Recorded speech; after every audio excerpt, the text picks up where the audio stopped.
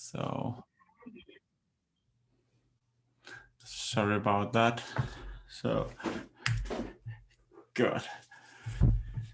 So welcome everybody. I can see people are still joining in. If you're not missing anything in the first couple of minutes, probably. But everything we do today is going to be recorded, and we're going to put it up on the website as soon as possible, which will probably be around tomorrow. So just so you're aware. The agenda for today, we'll try to keep the timing. So I'll start by saying welcome. And then after that, I got around 40 minutes to talk about something we call back to basics. And the idea behind that is that we're going to have, hopefully every time, a basic session that covers some kind of topic really from the beginning. The idea behind that is that we want everybody to be able to join and learn something, so you don't have to be an automation expert to attend and feel like you're just getting run over. So, and the first thing today is we're going to be talking about how to get started with Docker. Then after that, we have Flynn that's going to talk about vRealize automation and Terraform, followed by Poore, who's going to talk about Packer and VM templates. And then in the end, we're going to talk about Ansible and HashiCorp Vault with Mark Brookfield. A little update on this. So this is our first meeting. We've been running this for 1.5 years in Denmark, but this is our first international meeting. And as part of that, we got a lot of new ideas. And one of them was to put up a website. So we just created a really simple website that you can go in and find all the information that we have here. So this is the single point of truth from now on. So autoug.io. There's also some pages with links to the guys behind this and future events and everything. We did do it pretty quickly, set up the website, so bear in mind it could look better. The other thing is we have a Twitter account. Please follow that. We will also post there when there's no information. So, and kind of keep the conversation going.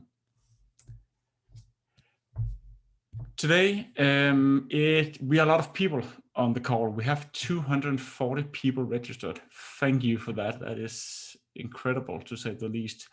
To be able to do this, then if you have questions, post them in chat, and the rest of the guys will monitor the chat and interrupt me. And the same goes for the next presentations. You're all auto-muted. Please try to stay like that. Again, it's going to be pretty hard to manage more than 100 people and going around muting you guys. So we put our webcam on. I know from the Danish thing we had that it actually works. I have no idea if it works if we are 200 people. So, but if you feel comfortable with it, do it. If not, then it's totally up to you. Time, again, we'll try to keep our time. And then the last part is the next meeting will be in around 3 months. So we're aiming to have this every 3 months. So if you feel like that's too often or not often enough, then let us know. But that's the schedule we go for right now. So if there's nothing else, then I will start the first presentation. Let's see.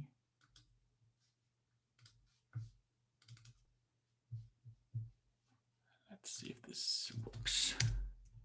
Good. So, as I mentioned before, this one is all about who do that? John, stop. The first one here is all about back to basics. I have no idea how to remove that. So, John, can you do that or?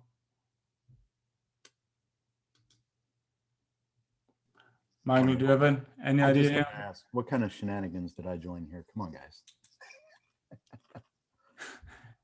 Yeah, sorry, but I have no idea how to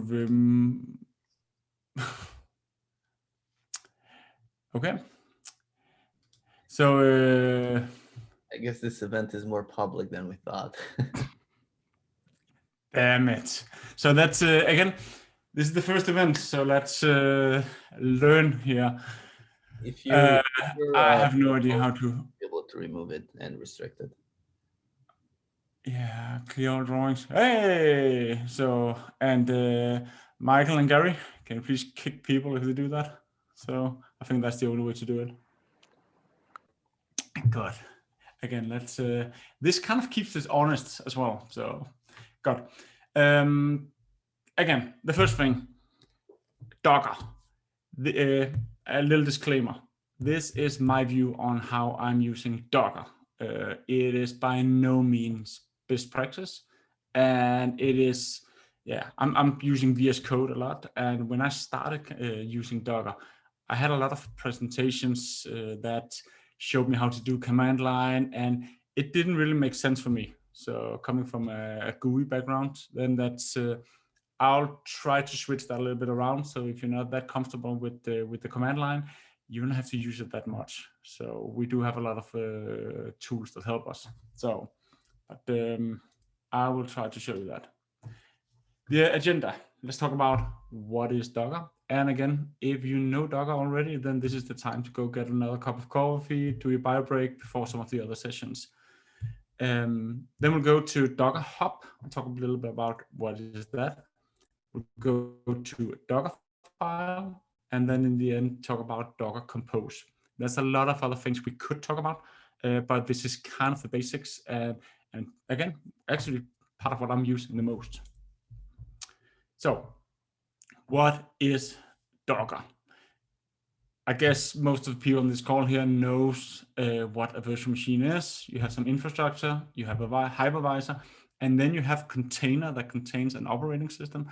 And in that operating system, you have X amount of applications. That's the basic around a virtual machine. The virtual machine doesn't know that it's a virtual machine. It more or less doesn't know the other virtual machines. The containerized application of Docker is a little bit different. So we still have the operating in the infrastructure.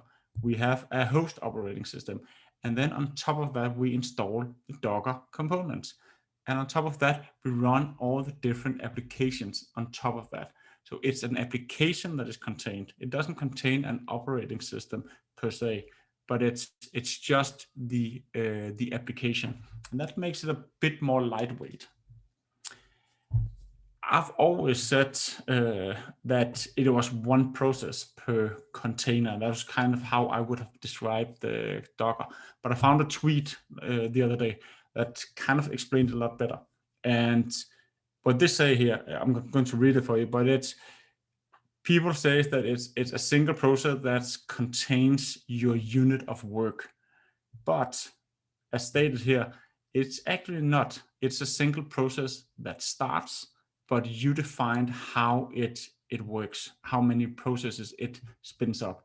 And that's kind of an interesting way of putting it. So, and I'll come back to that if that doesn't make sense right now.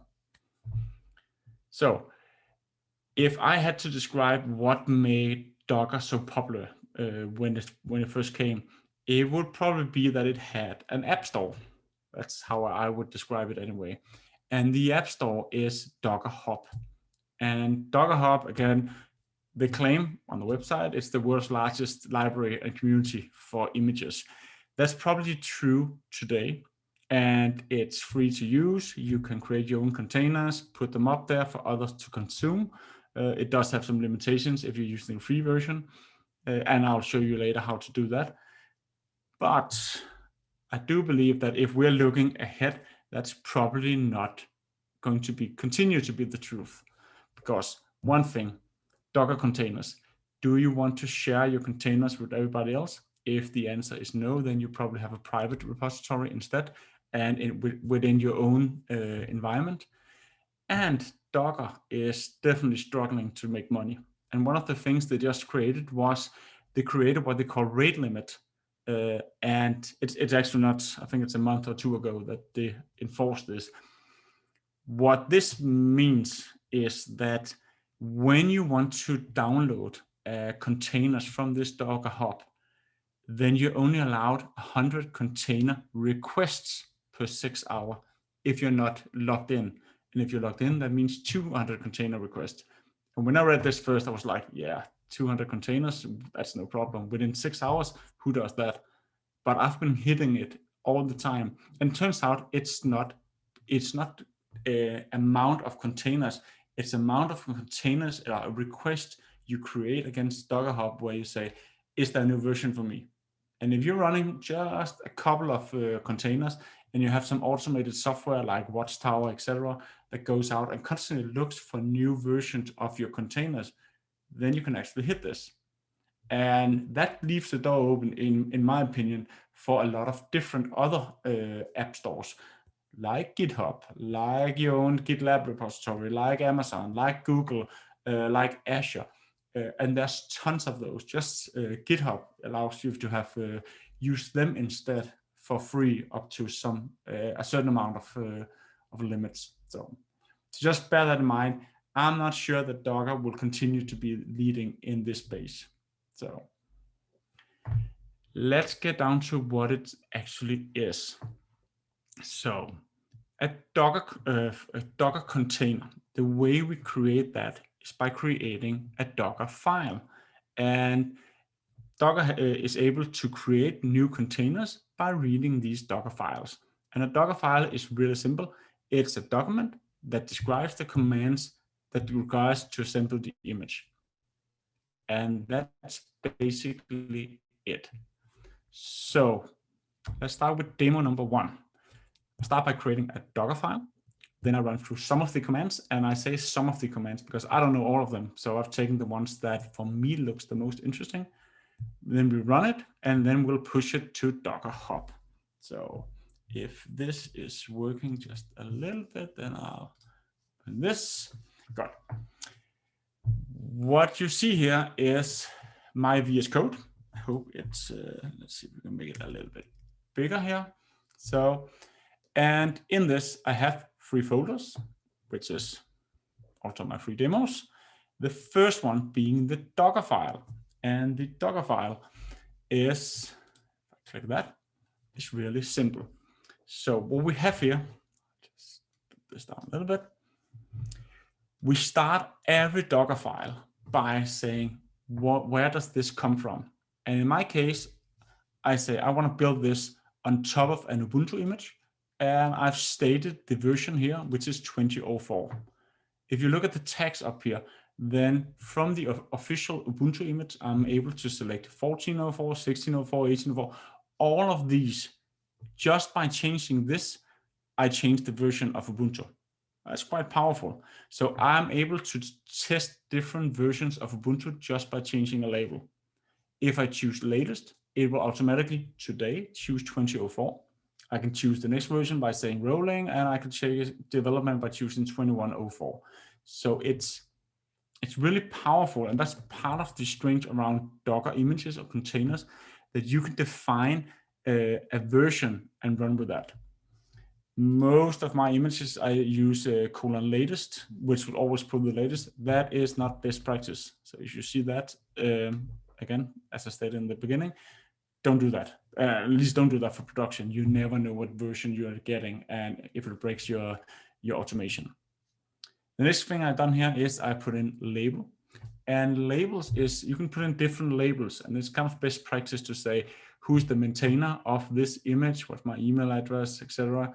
And underneath here, I said version equals 1. So, and I can put as many labels as I want. It is just a key value pair you put in. Then I put in a work directory /temp, and this is where all my commands will be running in. So whatever I do in this container, I always jump directly into temp. Then what I do here is I copy. It says dot and then space and dot again. What this means is that it copies, when I build it, everything from the directory where the Docker file exists to my directory inside my container, in this case being /temp. Then I expose port 80 on TCP. And actually, this is only to describe for other people that I want to, this container does something with port 80. it doesn't exactly open it. That's a strange thing, but that's how it is. So bear that in mind. If you see this, then you are supposed to open port 80 for this to work. And then I put in an environment variable that says automation user group equal rocks.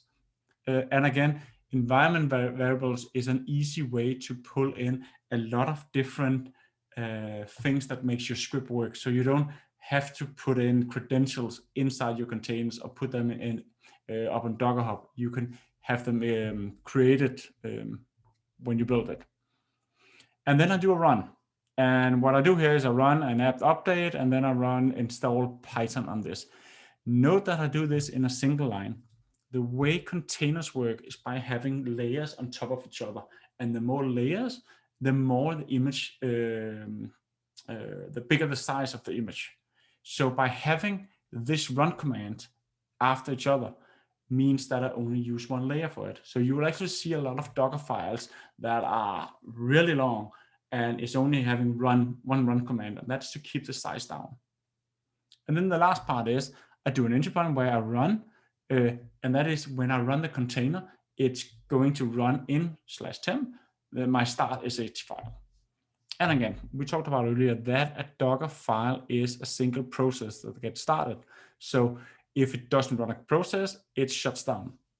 And the way I do it in this case is I have a little start sh file that creates a directory, calling it's working, and then it sleeps for 320 seconds. Also, I have a text file here that just says this is a test. So when I've created these three files, all I need to do is right click and say build image. And this would be really good if I actually didn't anticipate this. Just a second. I'll skip out of using full screen because then we can actually see this instead. I hate that Zoom does this. Good. Let's try again. I'll delete this file. I'll right click. I'll say build image.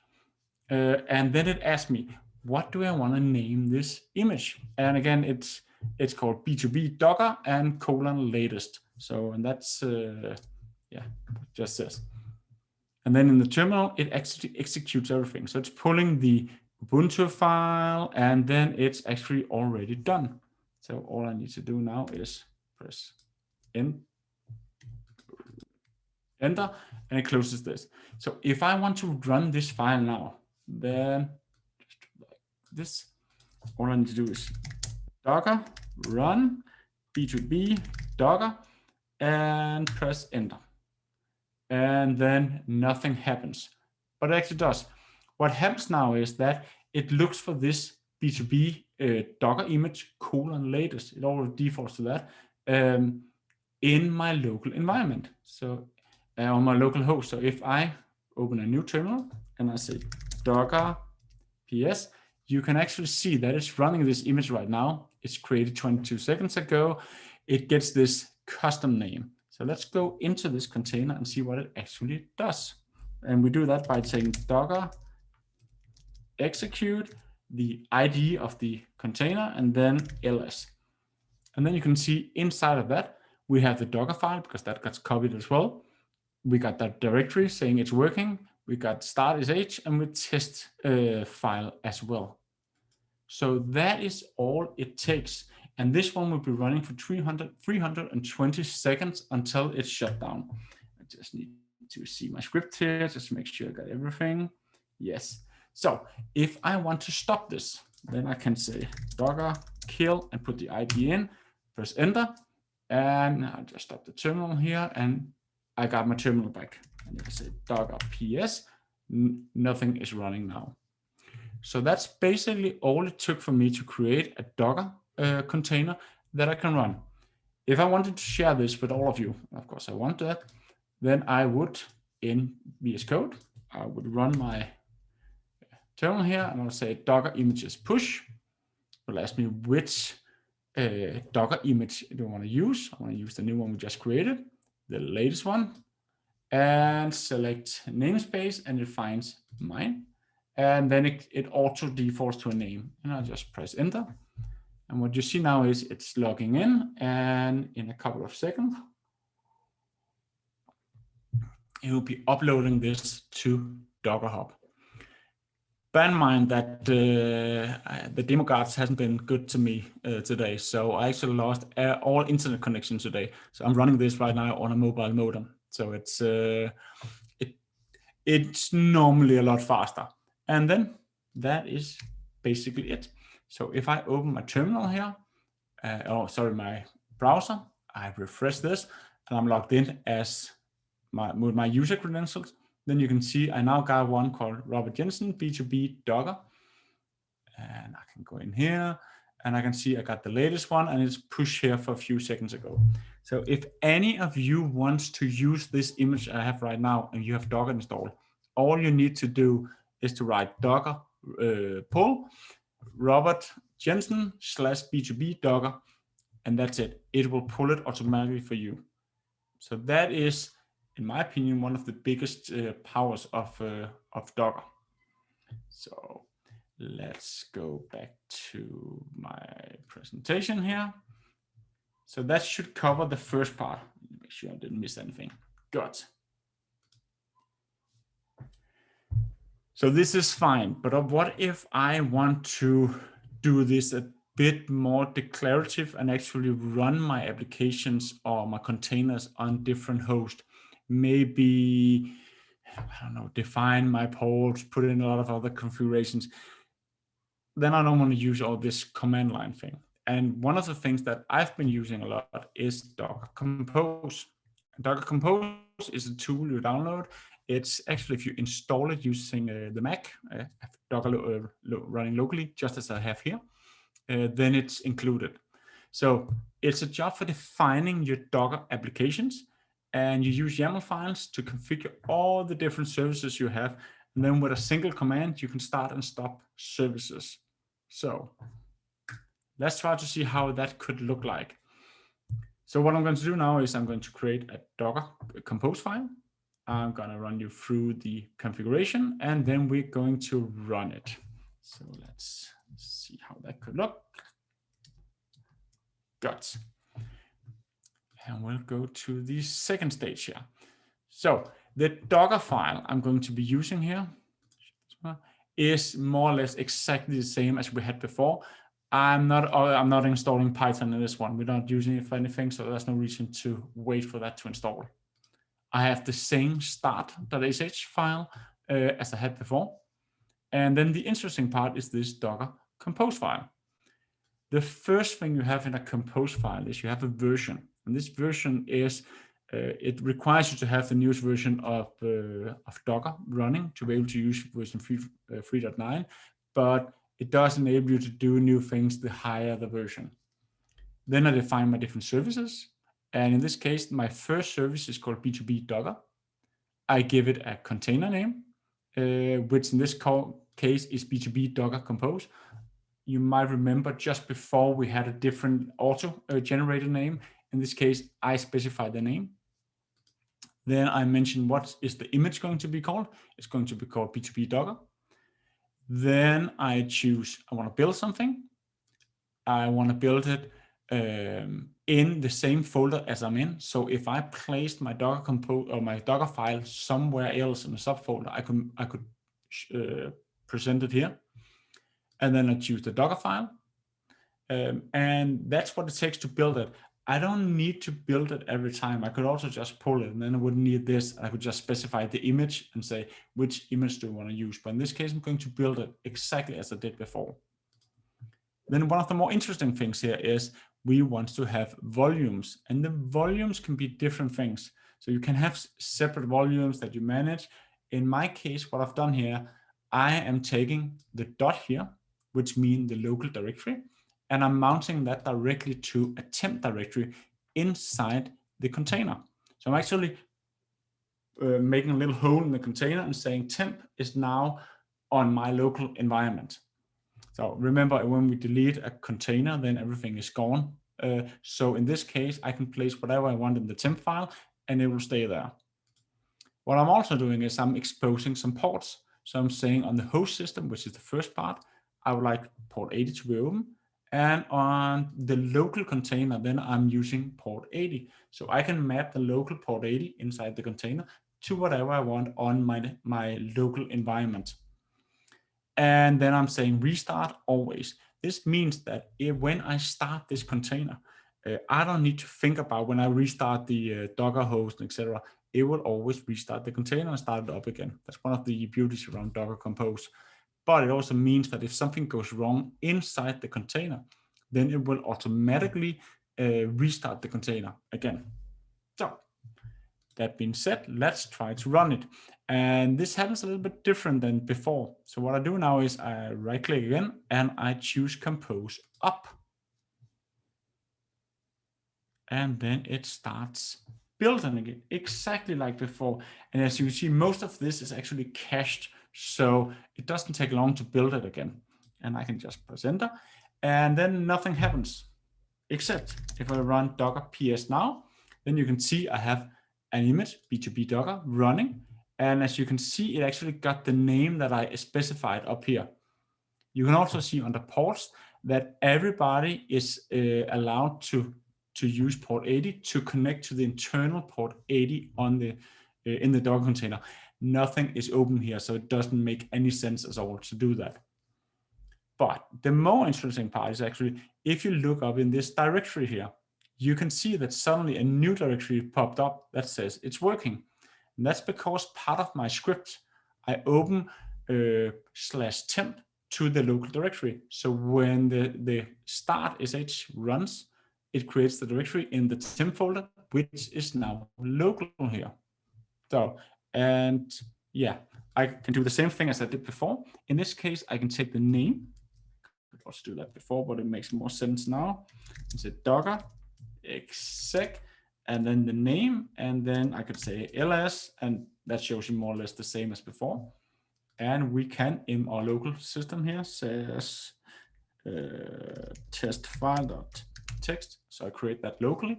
And if I do the same here again, ls, and say it's working, then it should show me that's a test file now, because it sees exactly the same as it did here. So it sees my local system. So in this case, I can now run whatever I want and have all my configurations, static files, things I want to keep on having on my local system. And I actually do that a lot in my own environment. When I have configuration files, I mount them on an NFS store, so I can just run my containers wherever I want, and it will always pick up the same shared files that is used to configure my Docker container. You can do it in other ways as well, but that's one way to do it. So this one is now running. It's exactly the same as before. When the 320 seconds is done, it will shut down, because then the process stops. So that's not the normal way of doing this, but it works. If I want to stop this again, I could of course kill it. But one of the things about Docker Compose is you can right click on it and you can say Docker Compose down. And then it should, if everything goes well, it should very well just stop it.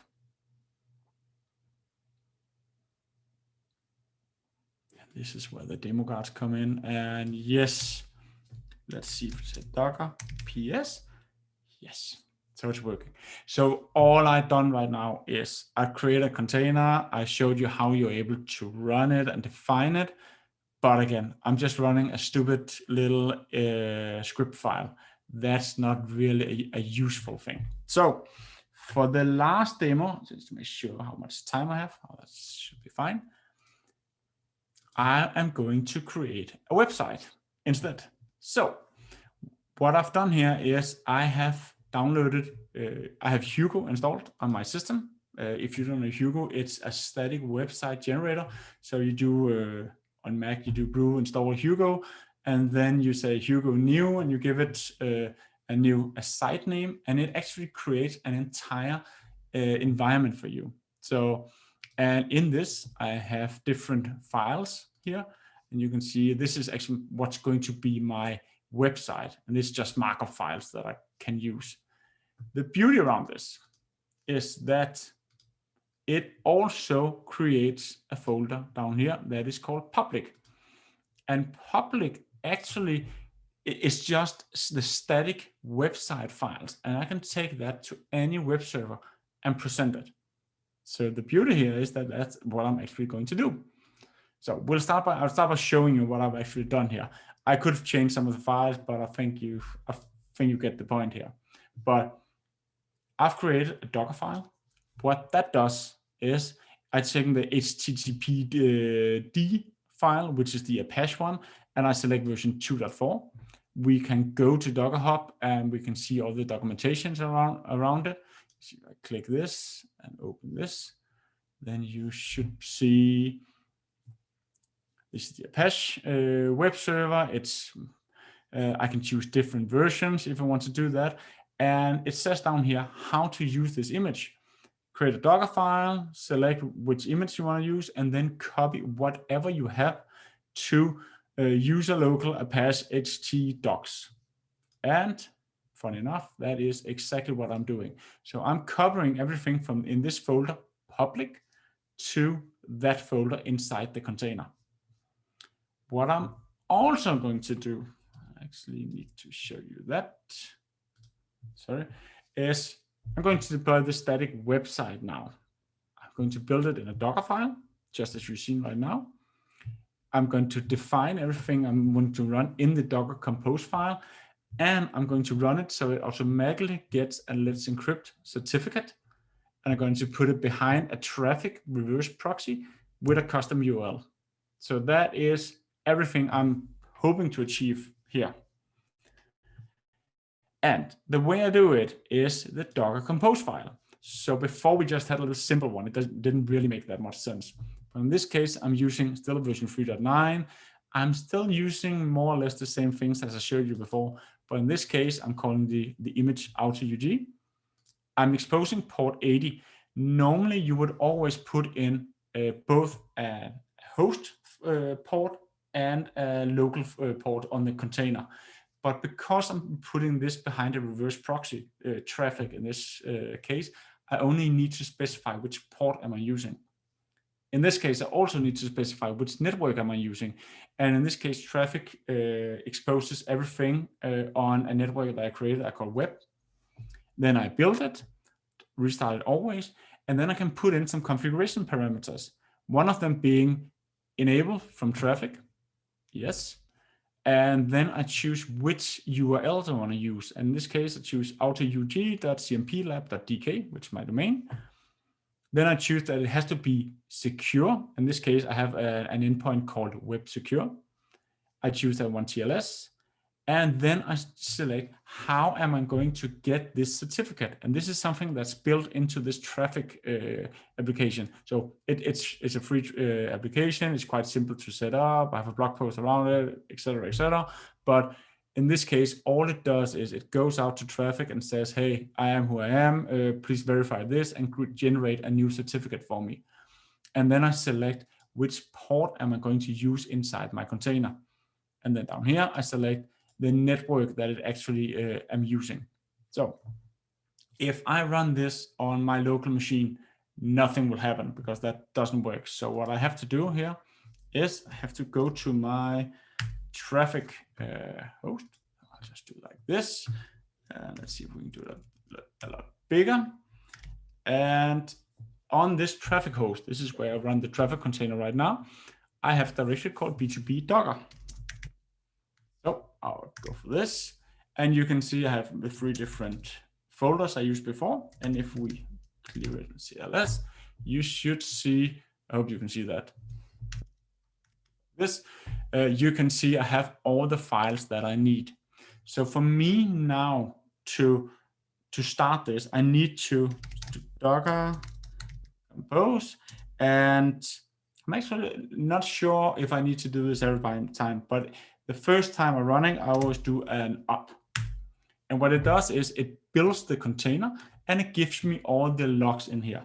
As soon as I stop this, it doesn't work anymore. So, but that's it.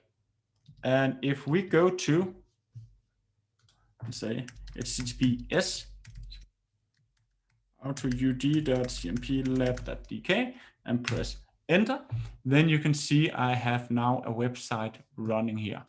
one thing I'll just do quickly is that if any of you want to test this, then I generated a QR code. So if you take your mobile phone out now and scan this, then you should go directly into this website and see that it actually works. And as you can see up here, it already says this the automation user group. Again, if you don't see the same picture, then it restarts every time it gets a new one. And you can see down here, I didn't really change that much, but one thing that was important is skills. That's important. Automation, automation, automation. So that's, I thought that fit pretty well in here. So I have to see if I am missing anything.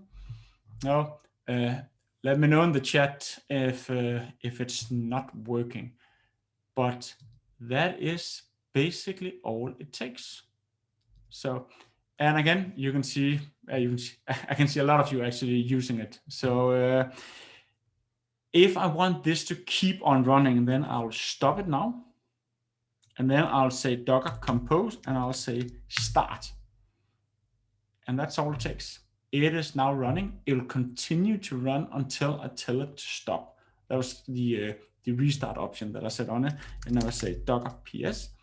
Then you can see up here, then I have it running here on some obscure port, but it's using port 80 here. And it's running along with all the others.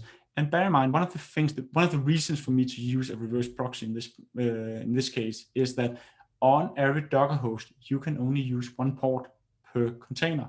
So if I had to present this to you guys and not have a reverse proxy, then I needed to open some kind of port that nobody else was using. In this case, I can have as many things running on the same Docker host here as I want to. So, and again, you can of course run it with Kubernetes as well, but that is a totally different story. So with that in mind, that was all I had.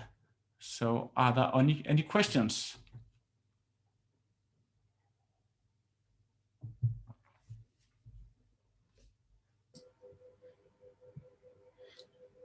Not yet, but I've invited people to unmute themselves or type the questions in the chat. It was quite interesting when you were talking about all the different layers in the Docker file. It's made me realize I need to go and make some changes to something. I must be honest and say that I didn't know it before a colleague told me, and I did the exact same thing, like, oh, so you can make them smaller. There's a lot of best practices around how to build a Docker container. And again, the idea behind this presentation had a lot to do with in VMware, the company I work for, we talk a lot about Kubernetes all the time. And honestly, if you don't know what a Docker container is and you never played around with it, how are you going to start by learning around how to do container management and orchestration and a lot of different formats that you don't know? So it's I think it's quite useful to get my hands dirty and start to learn it, and I would recommend everybody else to do the same. So, Absolutely. So. Any questions for Robert?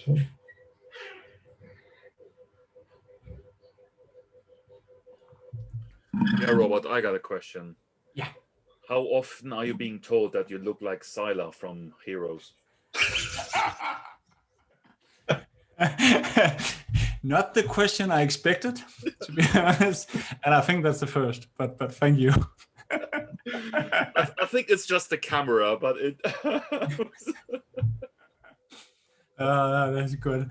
So I think I will stop sharing this one. So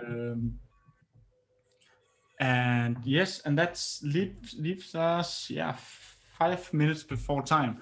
So Gary, how are you? Hello. I'm good. Good. Good. Getting ready. That's perfect. So do you want to give people 2 seconds to get a cup of coffee, or are you just ready to get started? Yeah, we can have a quick 2-minute if everyone wants to grab a drink or something.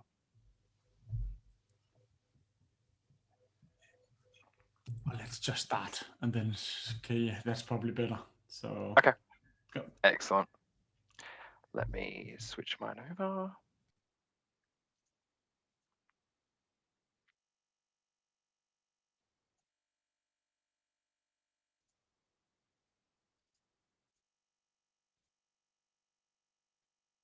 I can't pin my own. Oh, there we go. Spotlight for everyone. Excellent. Has my screen come through? Yes. Yes. Excellent. Okay, let's jump to the presentation. So thank you, Robert. So as you mentioned, my name is Gary Flynn, and I am here today to discuss pretty much all things VRA or vRealize automation and Terraform and how they can work together.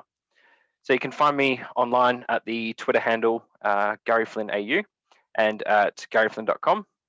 And to be honest with you, this is my first time presenting, so hopefully the demo gods are being nice to us. Okay, so let's get started with vRealize Automation Cloud, otherwise known as VRA Cloud. So what is it? Well, basically it enables you to provide a portal to your end users to deploy their infrastructure, both on premises and to any public cloud provider. So VRA Cloud is comprised of three main services, which are Cloud Assembly, Service Broker, and CodeStream. And today we're going to focus on Cloud Assembly, where we set up our infrastructure automation, and Service Broker, where we create the catalog which is consumed by our end users. The third service, called CodeStream, is basically VMware's continuous integration and continuous delivery pipeline tool. So vRealize automation is basically available in two different varieties. The first is the on-premises version, known as VRA version 8, and it's also available as a software as a service offering, and that is called VRA Cloud.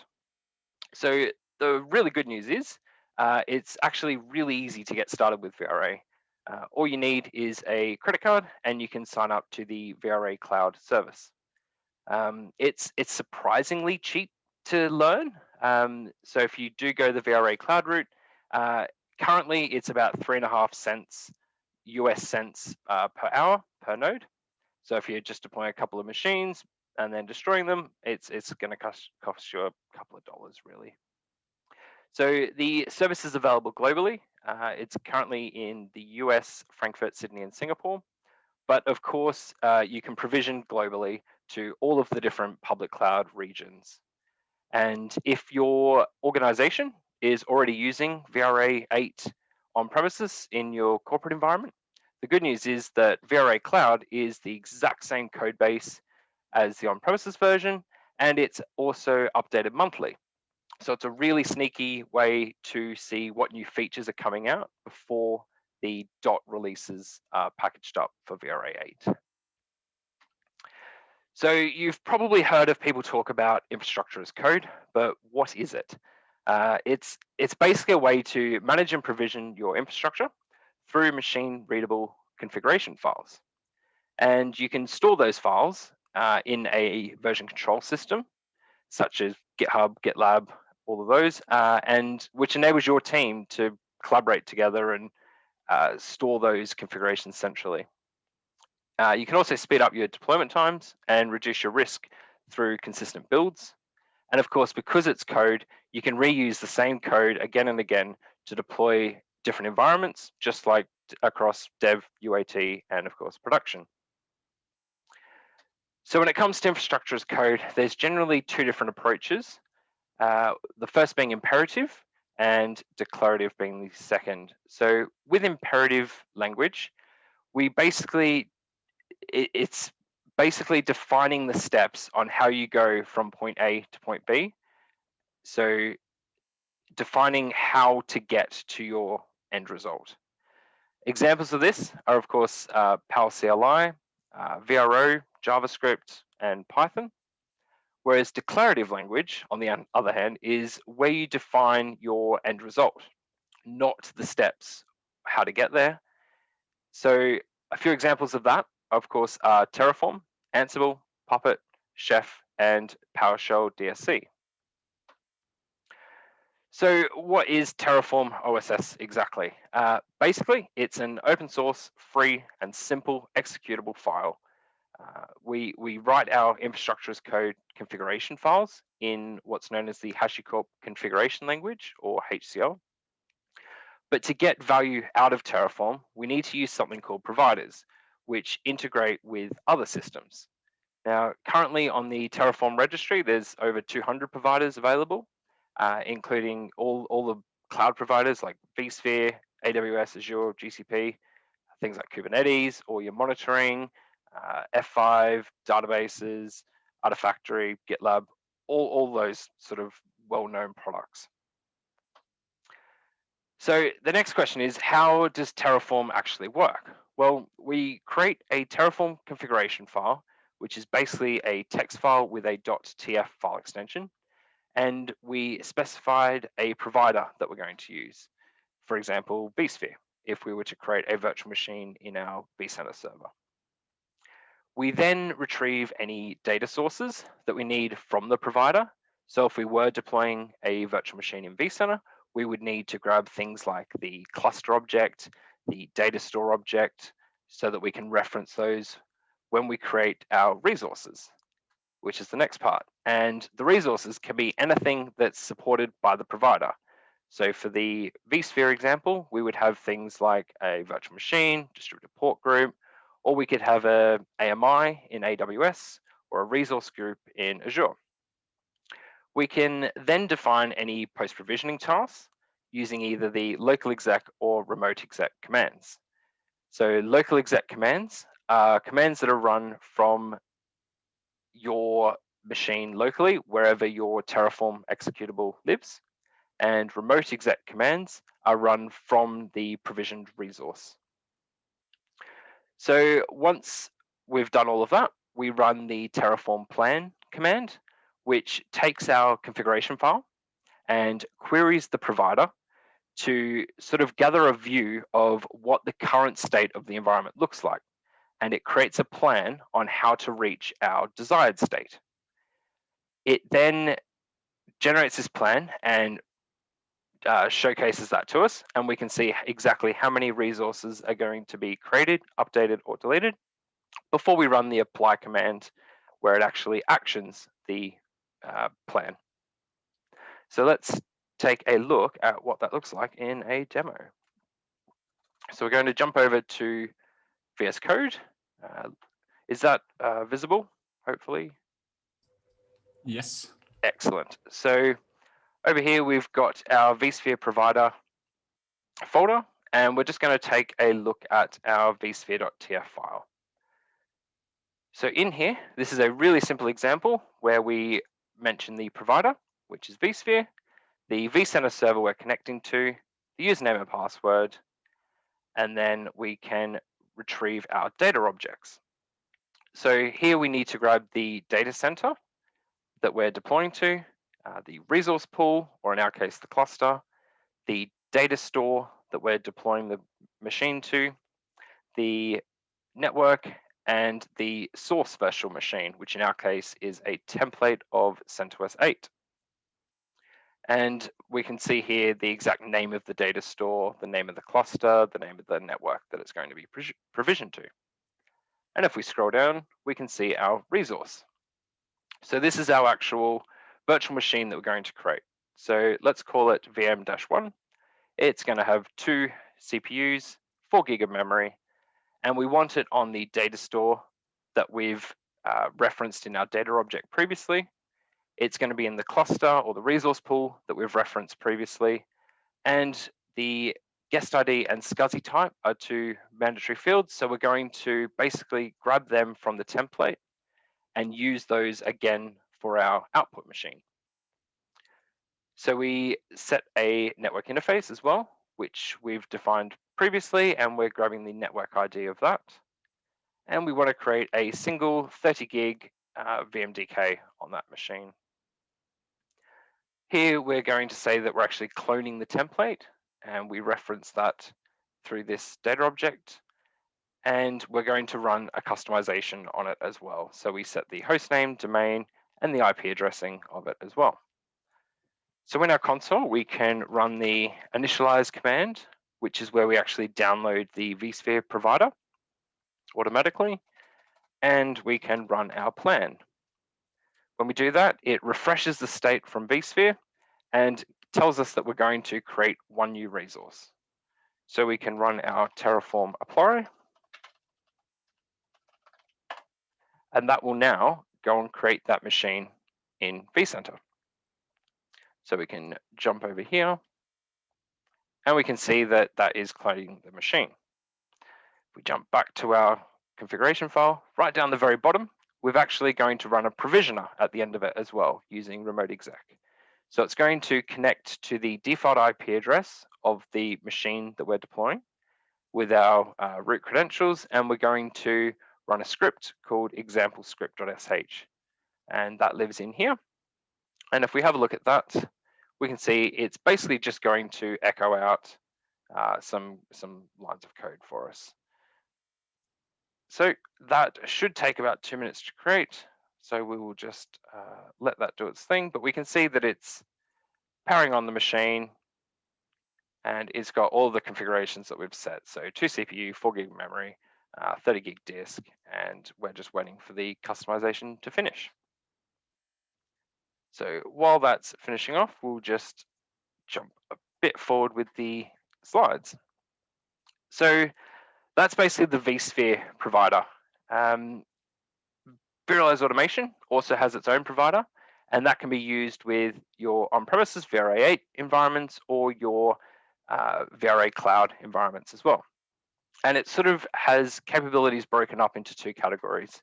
You can set up your infrastructure in VRA 8 using the provider. So doing things like creating your projects, creating cloud accounts, cloud zones, all of your blueprints or cloud templates, creating your image profiles, size profiles, network profiles, all of those sort of day one VRA actions. And then of course, the Terraform provider can be used by your end users to deploy their infrastructure. So they can deploy VMs to the public clouds or your private clouds. They can create Kubernetes clusters and namespaces. They can deploy your code stream CI/CD pipelines, and they can even request VRA workflows as well. So let's take a look at the VRA provider. We'll jump back in VS Code. So we can see that our vSphere 1 has finished. Once it's provisioned, it's connected to the machine, and it's run our script as well. So we can see that one's worked. So we'll jump over to the VRA provider.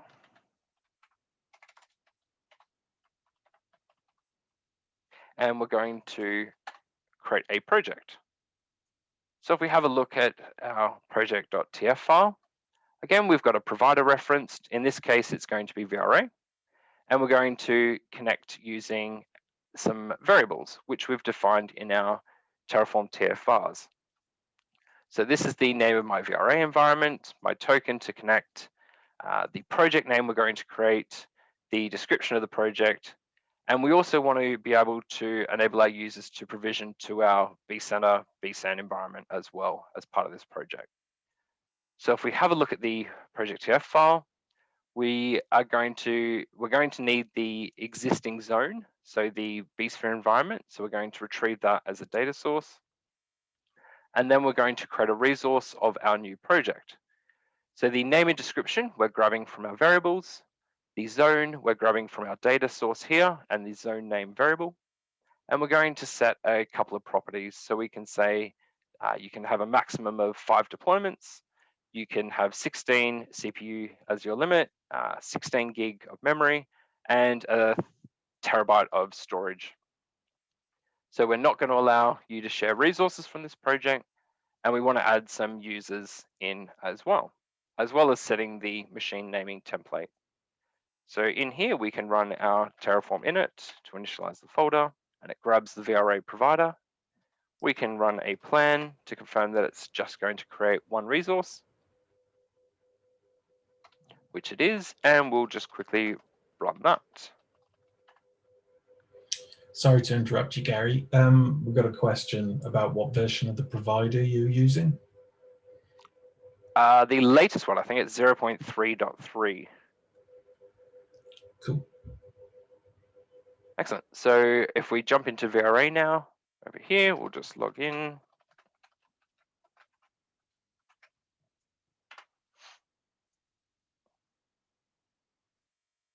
And as we mentioned at the start, there's the 3 main services. So we're using Cloud Assembly.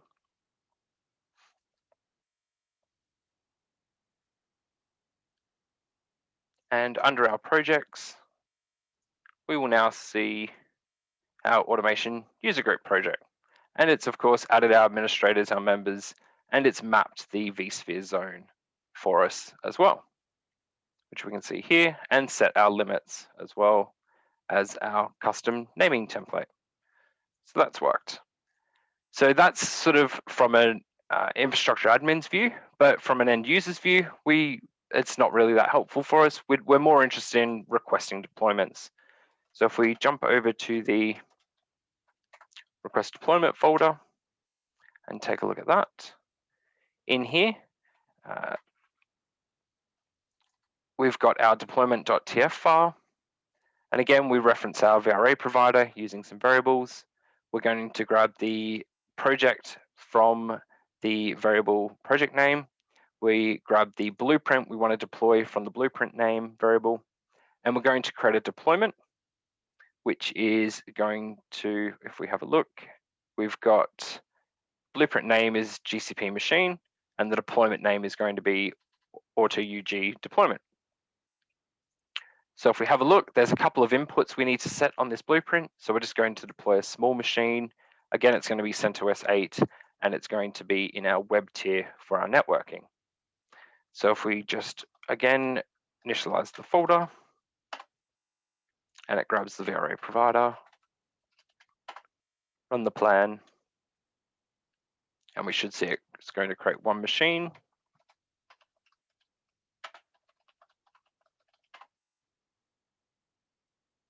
And that will run now. So what are we actually deploying? If we jump over to VRA, we can find the blueprint called GCP machine, which is this one. And basically we've got a cloud.gcp.machine object type and a network object type as well. And we have the options to deploy either CentOS 8, Windows Server 2016 or 19. We've got a few predefined flavors we can deploy and some different web tier or some different tiers for the networking that we can deploy to as well. On the infrastructure side, we've actually got all of the different networks created in GCP, and we're simply mapping to those from VRA. So if we go to our deployments, we can see that deployment's being created. And even though it's requested through Terraform, it will still show up as you would expect in the VRA portal. And if we have a look at the history, we can see that that has finished and it's created our machine for us. And if we jump over to Google Cloud, have a look at our instances, we should see that machine running, which we do. And it's grabbed an IP address as well from the correct subnet pool as well. So because I'm not made of money, I'm going to delete that deployment. But because we requested it through Terraform, we're going to destroy it through Terraform as well. So we can do that.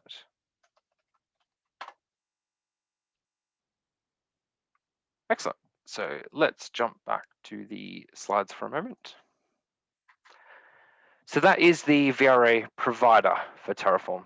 Now, there's also something that's been recently released called the Terraform service for VRA. And basically, it allows us to run any Terraform code referencing any of the Terraform providers and display that as an option to our VRA consumers. So basically, we can grab our configurations from Terraform and use them on the blueprint canvas, just as we would drag and drop any other object like a EC2 machine or a GCP machine, like we saw just before. And we can, of course, publish that into our service broker catalog, like we can see here.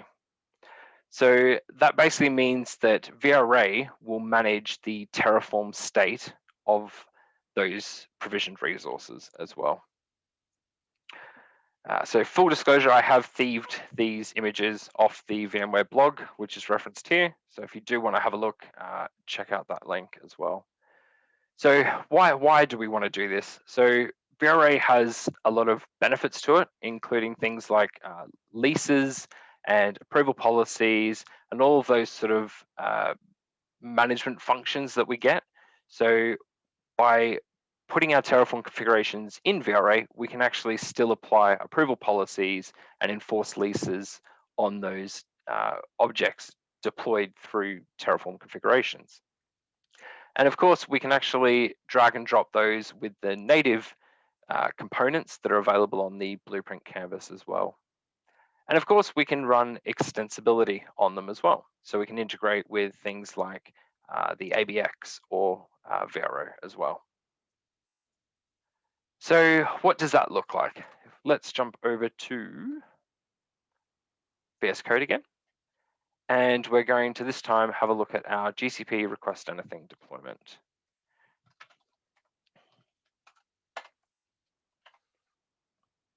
Okay, so this one does take a little while to run. So I'm just going to kick that off now.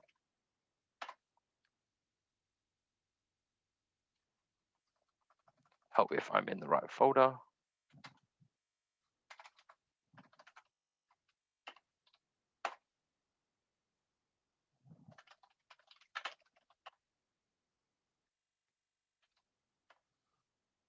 Perfect. So what are we doing here? Let's have a look at our main file for starters.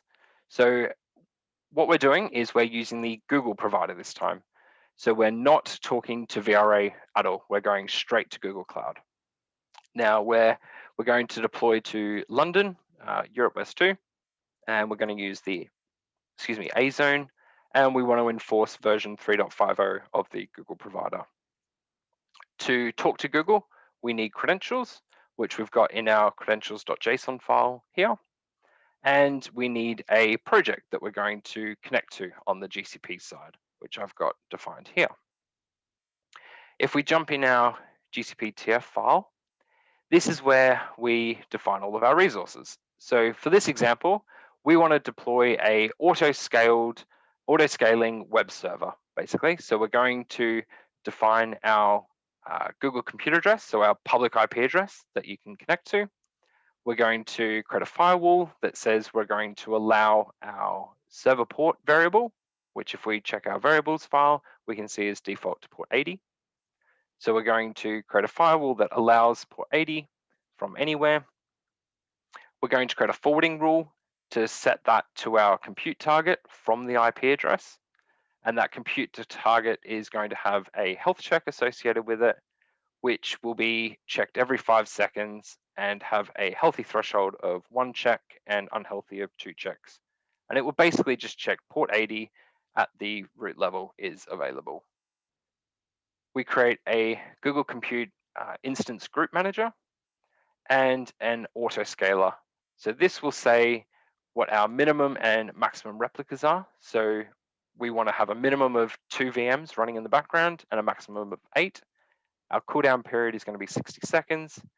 And we're going to autoscale based on CPU utilization. So at the moment, it's set at 50%.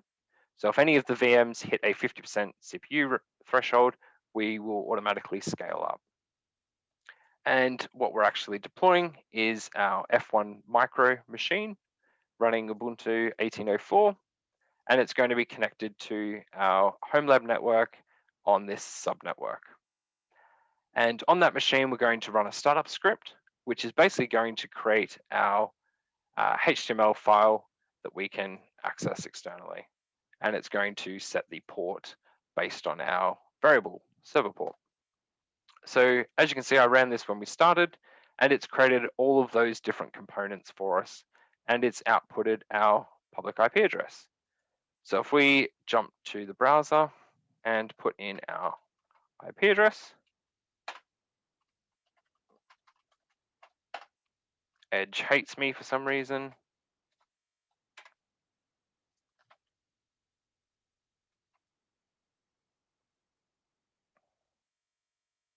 there we go. We can see that our web server is up and running.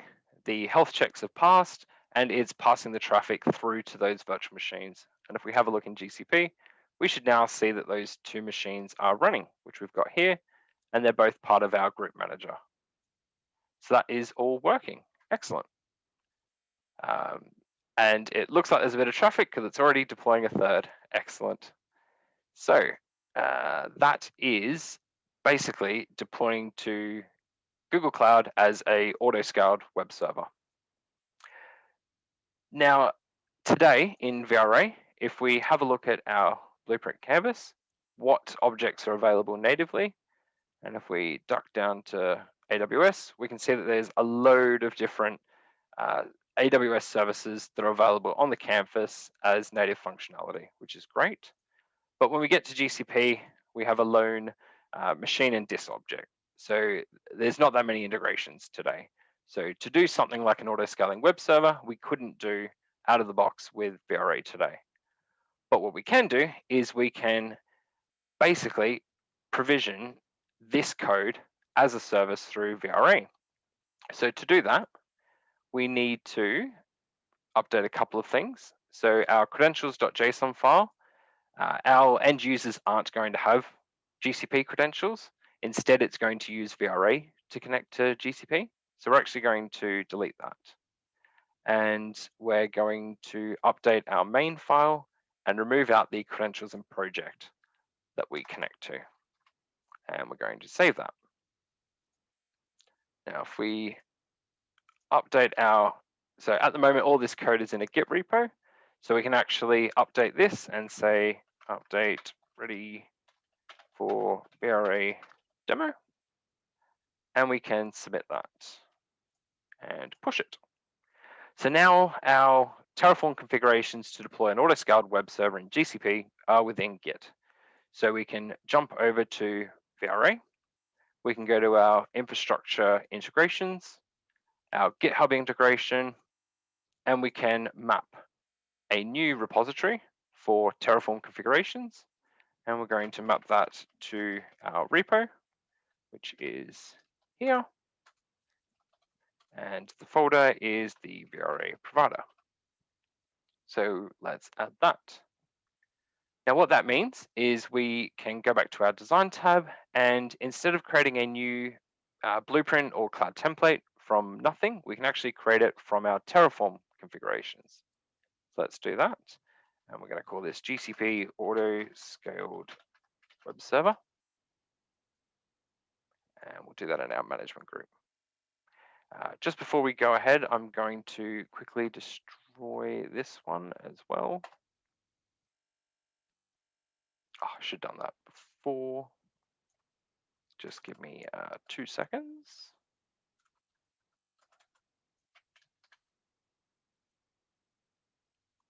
Just going to put a credentials file back in.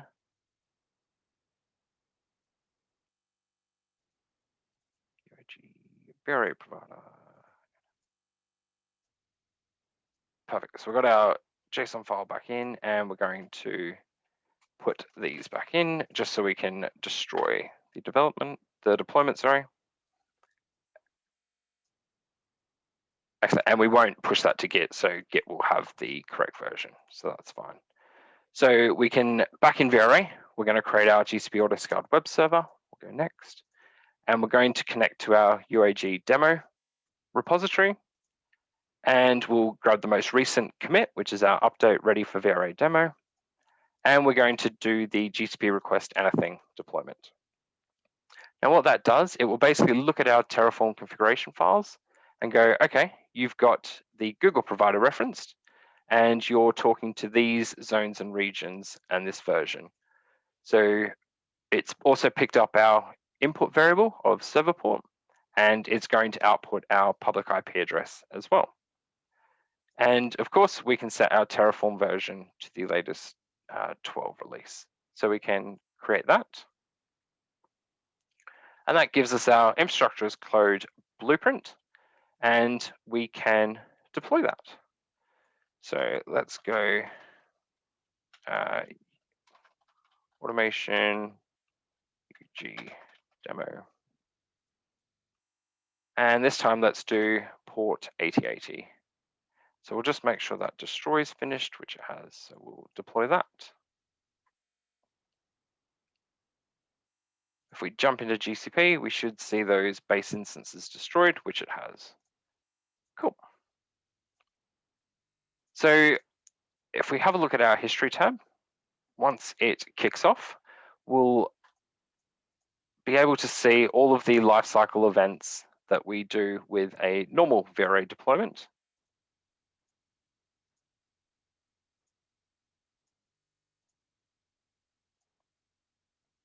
Try that again. History, there we go. So we can see that it's run the plan command, just like we would do in VS Code in our terminal. And we can see the logs for that of exactly what's going to be created. We can see that then it's going to do all of those VRA kind of things, like checking for approval policies. For us, we don't have any. And we can see the logs for the actual apply command as well. So we can see it initializing, grabbing the provider, and then creating all of our resources as well.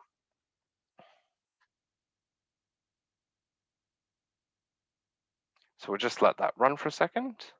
And if we jump over to into GCP, we can see our instance groups.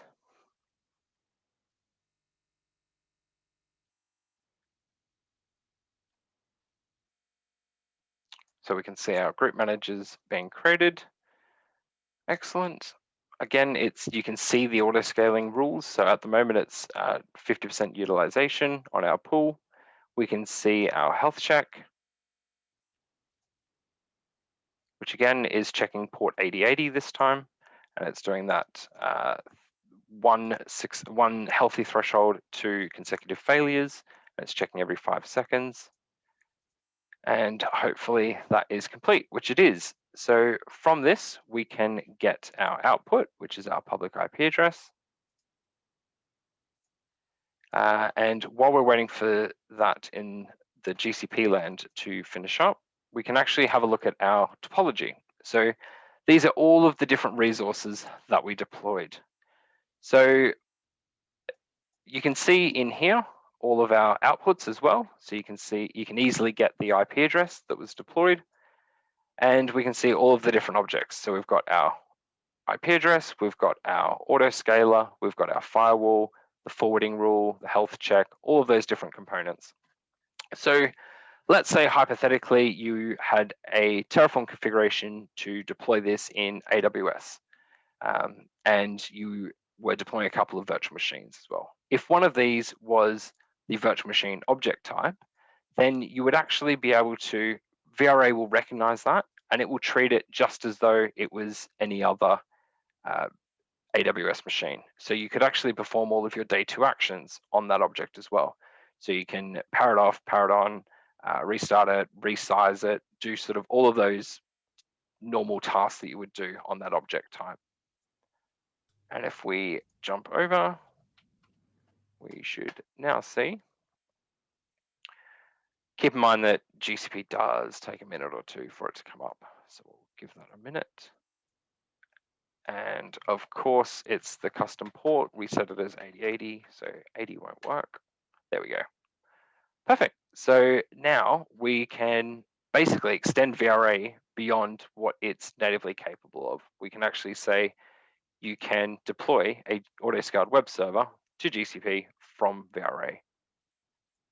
And we can do that in what's called the service broker. And we can see my catalog of all of my objects that we can deploy. And I can present a GCP auto-scaled web server through here to be consumed by the end users, just like any of my other sort of deployment options that we have. So that is the demo. Let's quickly jump back to the slides. And that is pretty much us. So if you are interested, I'm going to put up all of the different Terraform configuration code up on that link probably tomorrow. And if you do want to get started with VRA Cloud, like I mentioned, it is really simple. The link's just there. And again, Terraform is fantastic. It's really simple to get started. So grab the download and start having a play. And if you are using the VRA provider, there are plenty of examples that VMware actually provide at that address as well to get started. So that's pretty much it. Thank you for listening. And does anyone have any questions? So Gary, Garano, I'm not sure how you say that. He's been on and he said that it seems to be presented as a bunch of cool technologies, but he's wondering what the goal is and how it relates to business needs. Yeah, excellent.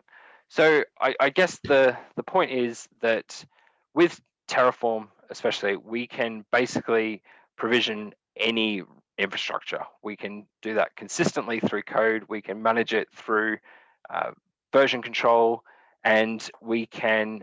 It's just a lot simpler. So the point of the final demo was to show that although something isn't possible in VRA itself, we can leverage the benefits of Terraform and actually go and provision all of those things that we can't do using Terraform.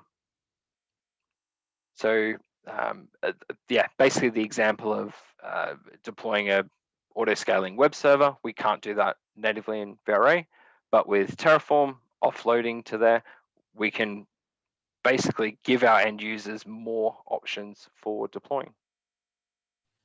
And I guess it's also another method of consuming the platform. So as well as the GUI and the client, the API, we're offering Terraform to any developer types out there who don't like all the others and they just love Terraform. Exactly. I have a question, if you don't mind. So I'm using an older version of the provider, honestly, because I'm still running an older version of VRA 8. So we're in the process of upgrading. It's just a long process for us. We have multiple VRAs that we've kind of federated, so it's a longer process. One of the biggest issues I've noticed that if we have some people that do larger deployments, so they will do a count of deployments, so there'll be like 50 machines in a deployment, 5 machines. And now if something hangs up on one of them, when we're doing this, like they can go into VRA or we have a custom portal and they can knock one out. The biggest problem with that is the provider seems to look at the state and not look back at the like the deployment to see if any changes have been made, which then makes it doesn't update. I found kind of a bad workaround to get it around that, and I might open up a bug. I'm waiting till I upgrade to see. I was wondering if you noticed if that's fixed in any of the newer versions, or if you've noticed that at all. Yeah, I personally couldn't say definitively, but I would test with the newer version, and if not, definitely file that as a bug, because I don't think that's expected. Yeah, and so that, I mean, it becomes a problem with us because, example, when you're doing only a couple machines, it's fine. But if I have to destroy 250 machines, that's 30 minutes to an hour to bring back up. Plus, it ruins our application at the time, and that's just one stack. So yeah, we're looking at different ways. Like literally, I'm still running 8.0.1. And with it, I can put a fake input in there and it'll automatically refresh. So like if I put in a variable in, like for example, input, and just put in there and it doesn't exist, it'll actually go back and check. But if that's not there and it matches whatever's in the blueprint or the catalog item, it'll go through and actually, it'll just use the state at that point. Yep. Don't know why. So, all right. I appreciate your guys' feedback. Interesting. It's not something I've come across, so I am wondering if it is fixed in a newer version of the provider. Yeah, I don't know what versions some of my users are using because I'm not as I don't check with them, but I know I didn't want to put in a bug with using such an older version of VRA. Once at the end of February when we're up to 8.2, I wanted to see if it was fixed in that with a newer version of the provider, if it fixed it or not.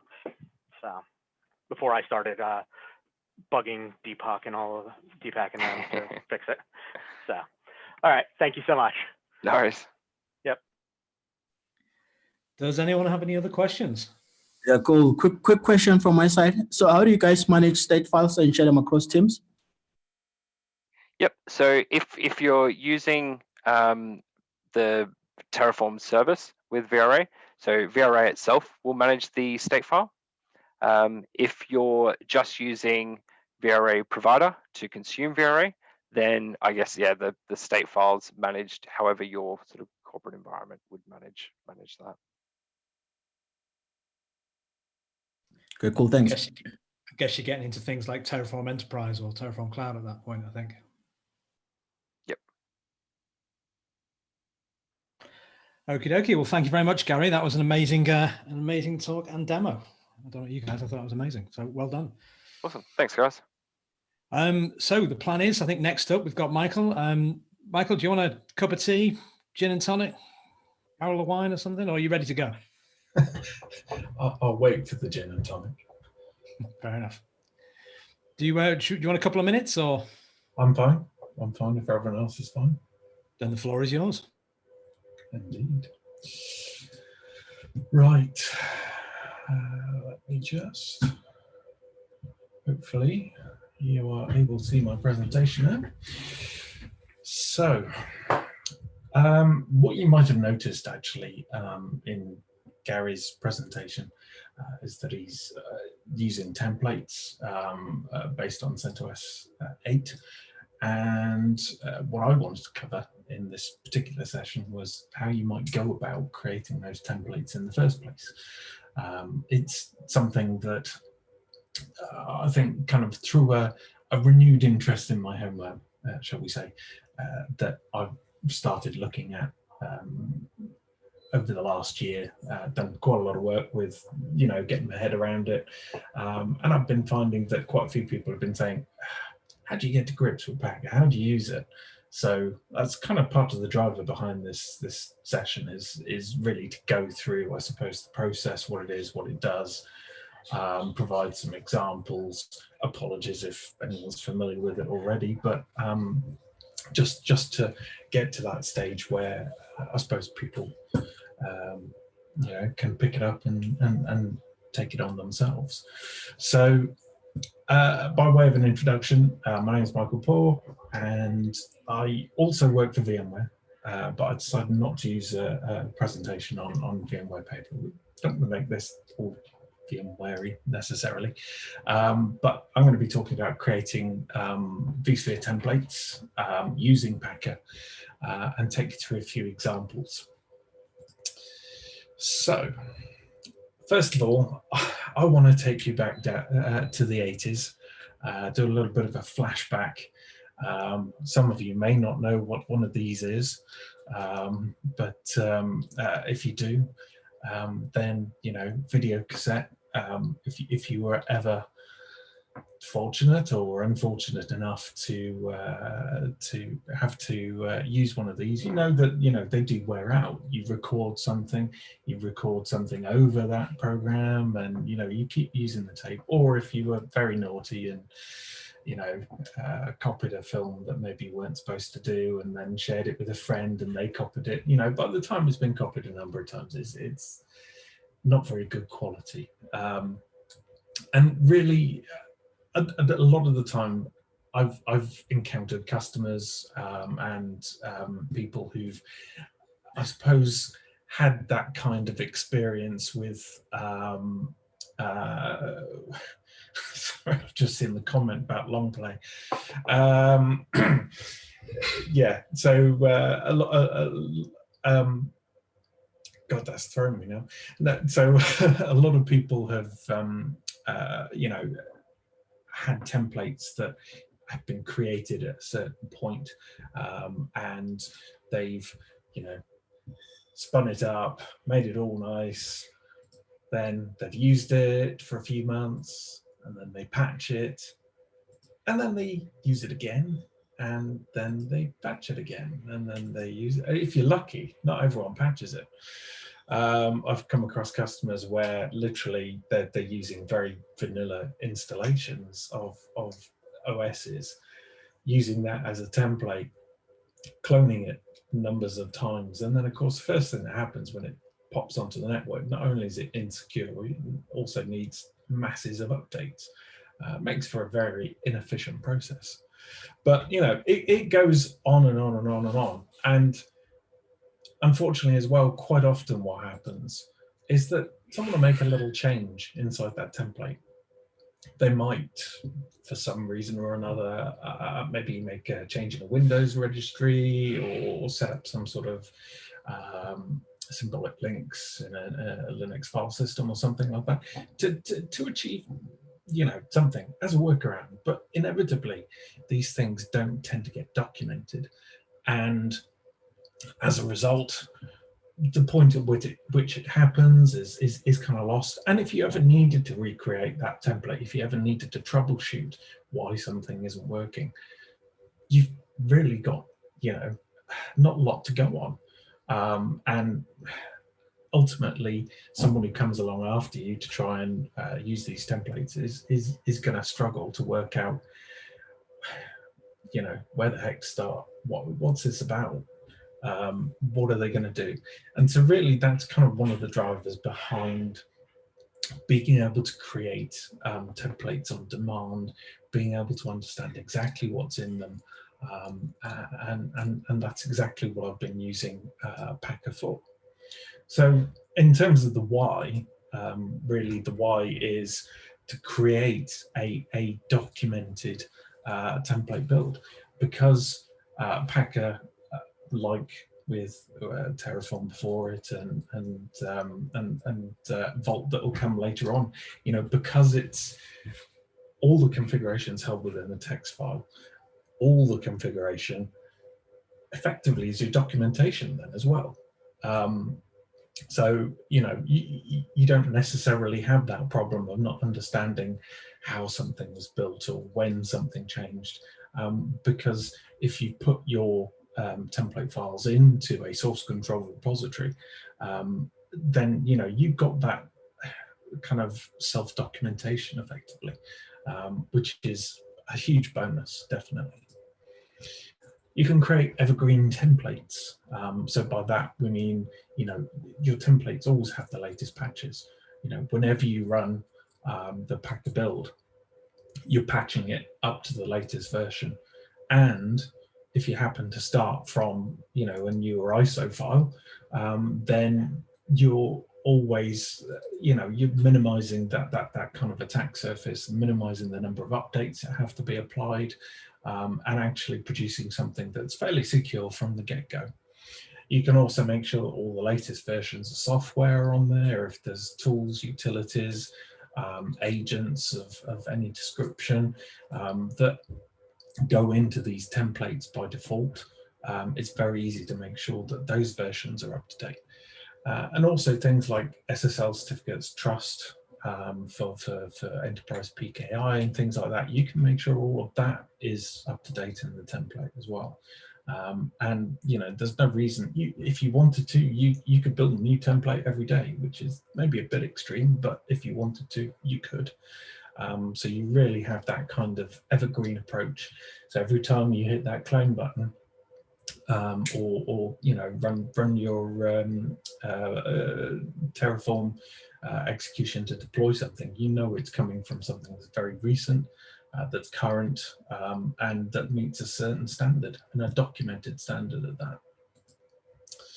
Oops. Wrong window. There we go. So as well, you've got the automated build. Quite frankly, installing operating systems is as boring as heck. You know, I've been in IT for quite a few years, and yeah, I remember the times when you know, it was all hand cranked and things like that.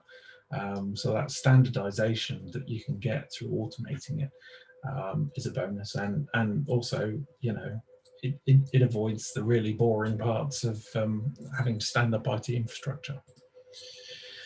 Finally, you can end up with a much smaller footprint for your templates. I actually did an experiment in my lab. So I did a Packer deployment from for Windows Server 2019 using an ISO file from December 2020. With a fairly vanilla installation and a few options set and things like that. You know, the size of the template came out at just shy of 16 gigabytes, thin provisioned. Whereas going through the same process and hand rolling from an image that was about a year older and going through all the update processes, you end up with an extra 3.5 gig used in the template. Now, you know, in the days of vSAN, and other sort of flash storage based systems, that's not necessarily going to make a massive difference.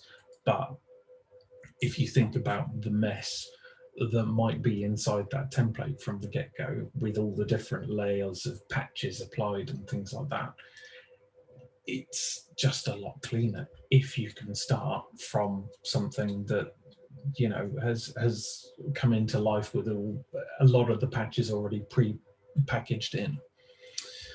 So, you know, the smaller footprint is definitely something to consider, and something that is quite significant in a home lab that isn't maybe necessarily as performant as enterprise hardware. So how does Packer help with this? It's a command line tool. You can get it in flavors for Mac, Windows, Linux, various flavors of Linux. It's already pre-compiled for. So it automates the build of an operating system, of an image, using a text file, and that text file defines what you're doing. You know, that is effectively then your documentation. That is your point in time. This is how we made it, kind of thing. So, I mean, the text files, as we'll come on to later, they can be formatted either as JSON files, or you can use HashiCorp configuration language. And actually, I believe the idea is to deprecate the support for the JSON structure, because that is kind of, it's kind of meant for data rather than for, if you like, the kind of configuration you're talking about with what Packer's doing. So, you know, I believe there are maybe plans in the future to deprecate it. And one of my tasks that I'll get around to eventually is to convert my existing templates from using JSON to using HCL.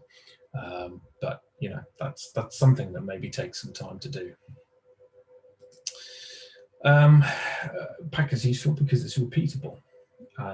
So I can run the same build multiple times, overwrite my existing templates if I wanted to, create new versions with new, you know, unique names and that kind of thing.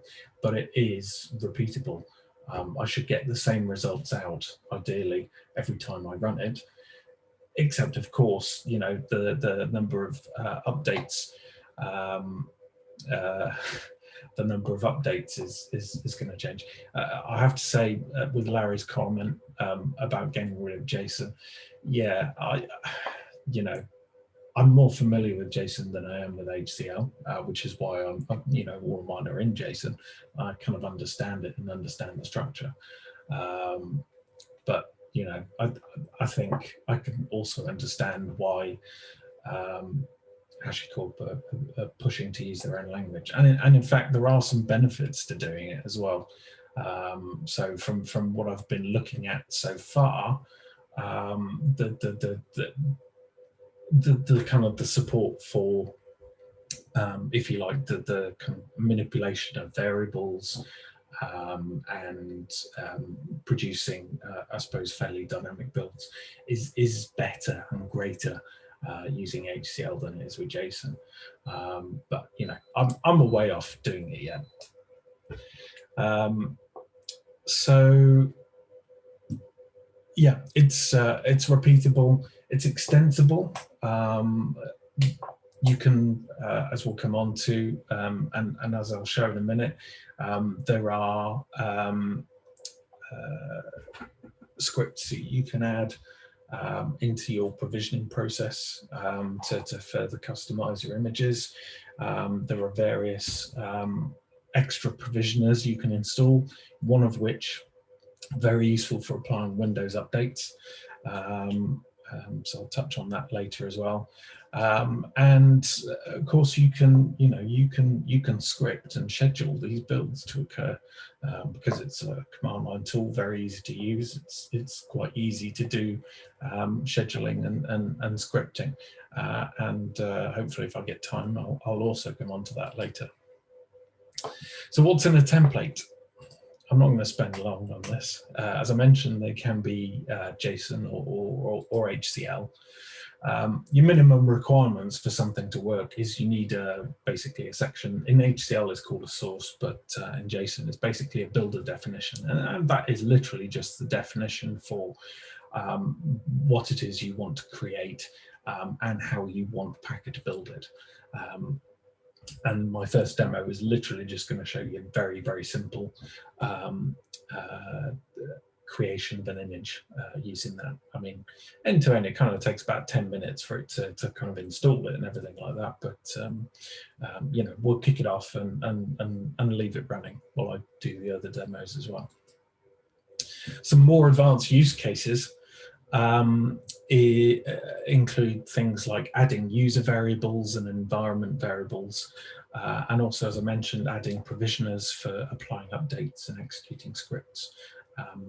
And finally, there are post provisioners as well. So those are things that are used by Packer after the provisioning has been completed and after the image has been created.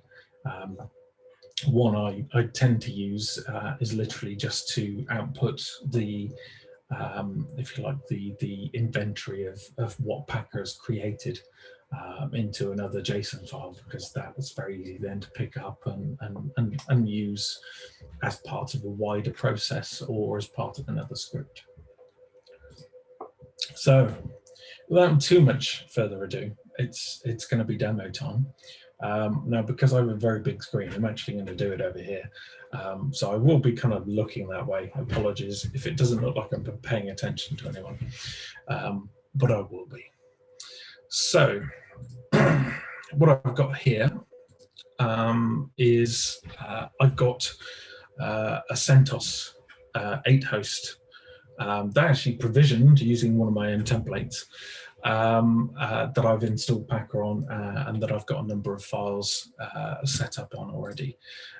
So we are going to, first of all, jump into here. So our first demo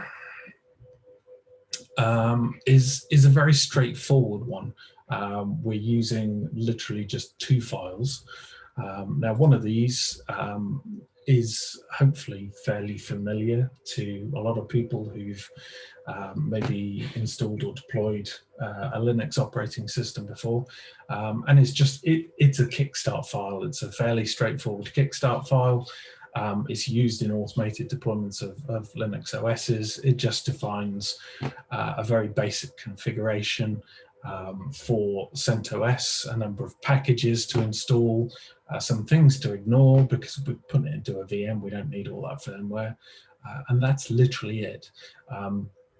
Now, typically the kickstart file you'd either supply maybe on a floppy disk or on a CD-ROM or something like that. You can also get it from an HTTP server, which is exactly what we're going to do. So this config file, actually the root of this directory has been sort of shared out via an HTTP server. So I can, for example, just hopefully, there we go, hit the HTTP server and it sends me this config file. So it's open and easy to get. There is a way to control that, so it happens automatically within Packer, but we'll come to that later. So there's my CentOS server that we're working on here. That's just sitting there running, but we're going to create a template alongside it from this Packer template. But first of all, I'm going to show you the where's it gone? There we go. I'm going to show you the JSON file that defines my Packer template. As I mentioned, you need to build a definition. You can have multiple within a Packer template. I've just got a single one in here, and yeah, that's not going to work, is it? Because it hasn't got a password. I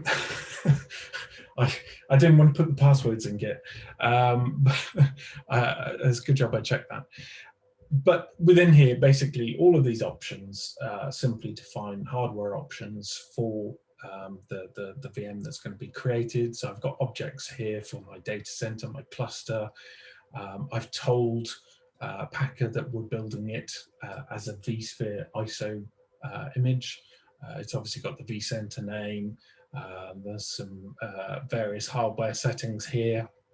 Networks it's going to go on. We'll ignore this communicator for now. You can't actually unset the communicator, otherwise Packer throws an error, but we're not going to be using it. The only other thing to note of interest, two things. One is an ISO path. So this basically points to a data store in vCenter where my ISO is located. And then the other thing is this boot command. So this boot command, as you'll see here, points to the HTTP server and the Kickstart config file. And when we actually fire this up, that'll be interesting for you to see. I'm going to stick the password in there. There we go. And no, that's wrong. Right, demo 1. So there we've got our config file, our JSON file. Let me just check. Yeah, so I do need to insert the, oh no, it's called CentOS. Sorry, it's late in the day. There we go. Right. Could be worse. You could be doing this from an airport. It could be worse. That definitely would be worse at the moment. Anyway, so yeah, I've put my password in there. Now, if we just run Packer, I'm going to run Packer validate, and then I didn't just gab at max. Don't know what that means. Right, and where are we? Yes, I'm just going to run a validation on this template. So Packer can do that. It's not throwing up any errors, so it's probably good to build. And if I run the build command for it, you'll see it will start doing some stuff. And if we go and have a look in vCenter, you'll see here it's created a VM. And if I very quickly launch the console, you can watch what happens. That boot command is now typed in through the console. So it's pointing it at the HTTP server to go and download the config file to do the kickstart. And what you'll then find, let's close that one, is in a moment, it will hopefully start the installation process. And it will go through, it will run through the kickstart script, it will install CentOS, it will then reboot at the end of the installation. And then Packer itself is now waiting for, just move that out of the way, is now waiting for this VM to have an IP and for it to show up through the guest utils. So you see it hasn't got an IP at the moment, but it's waiting for that VM to turn up with an IP. Once it does, Packer will then shut the VM down and convert it into a template. Job done. And you've got yourself a very simple CentOS build. So that's basically the first demo. I'll leave that going. Like I said, it takes about 8 minutes because it's going through, it's installing CentOS. You can watch it. It's kind of like watching paint dry. But what we'll do is we'll hop on to demo 2. Now in demo 2, we have a couple of extra files here. I've got a couple of shell scripts that I've added in. These are shell scripts that I use in my Packer template build for CentOS 8. So I've got one that adds in a couple of repos. So it adds in the HashiCorp repo to the OS. Also adds in the vRealize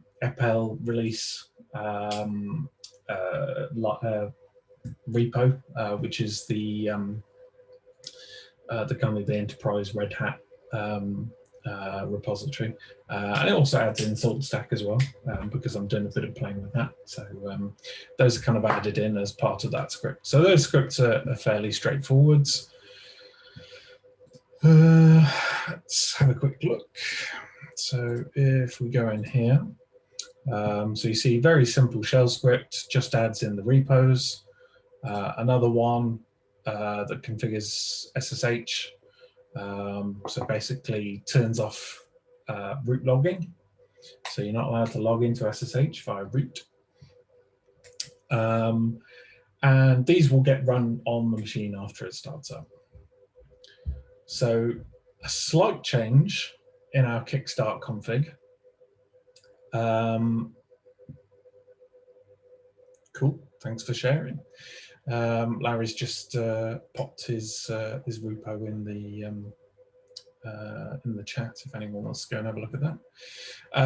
What I've added into this kickstart file is I've added in a non-root user, given it a password, and I've also made that user a member of sudoers, so it can run privileged commands, and that's the user we're going to use through Packer to SSH, or for Packer to SSH onto the new provision box and execute those scripts. And that particular definition, so here we've got our communicator set as SSH, we've got the username and the password configured in here. But what I've added on the end after that builder is I've added a provisioner. And this is a shell type provisioner. There's multiple different types, so you can run PowerShell. If you've got the kind of the Windows update provisioner, again, that can be added. You can reboot if you need to for some bizarre reason. There are various different post provisioners. They're all documented on the Packer documentation website. But what I'm doing is for these scripts, well, there's only one that I've got in here.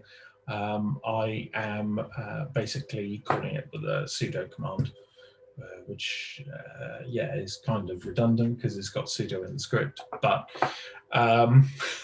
it wasn't always like this. But essentially, as soon as the machine's got an IP, then Packer will try and run the script against it. So if we're going to kick that one off as well, let me just, oh no, don't worry about that. You interrupt the demo if you want.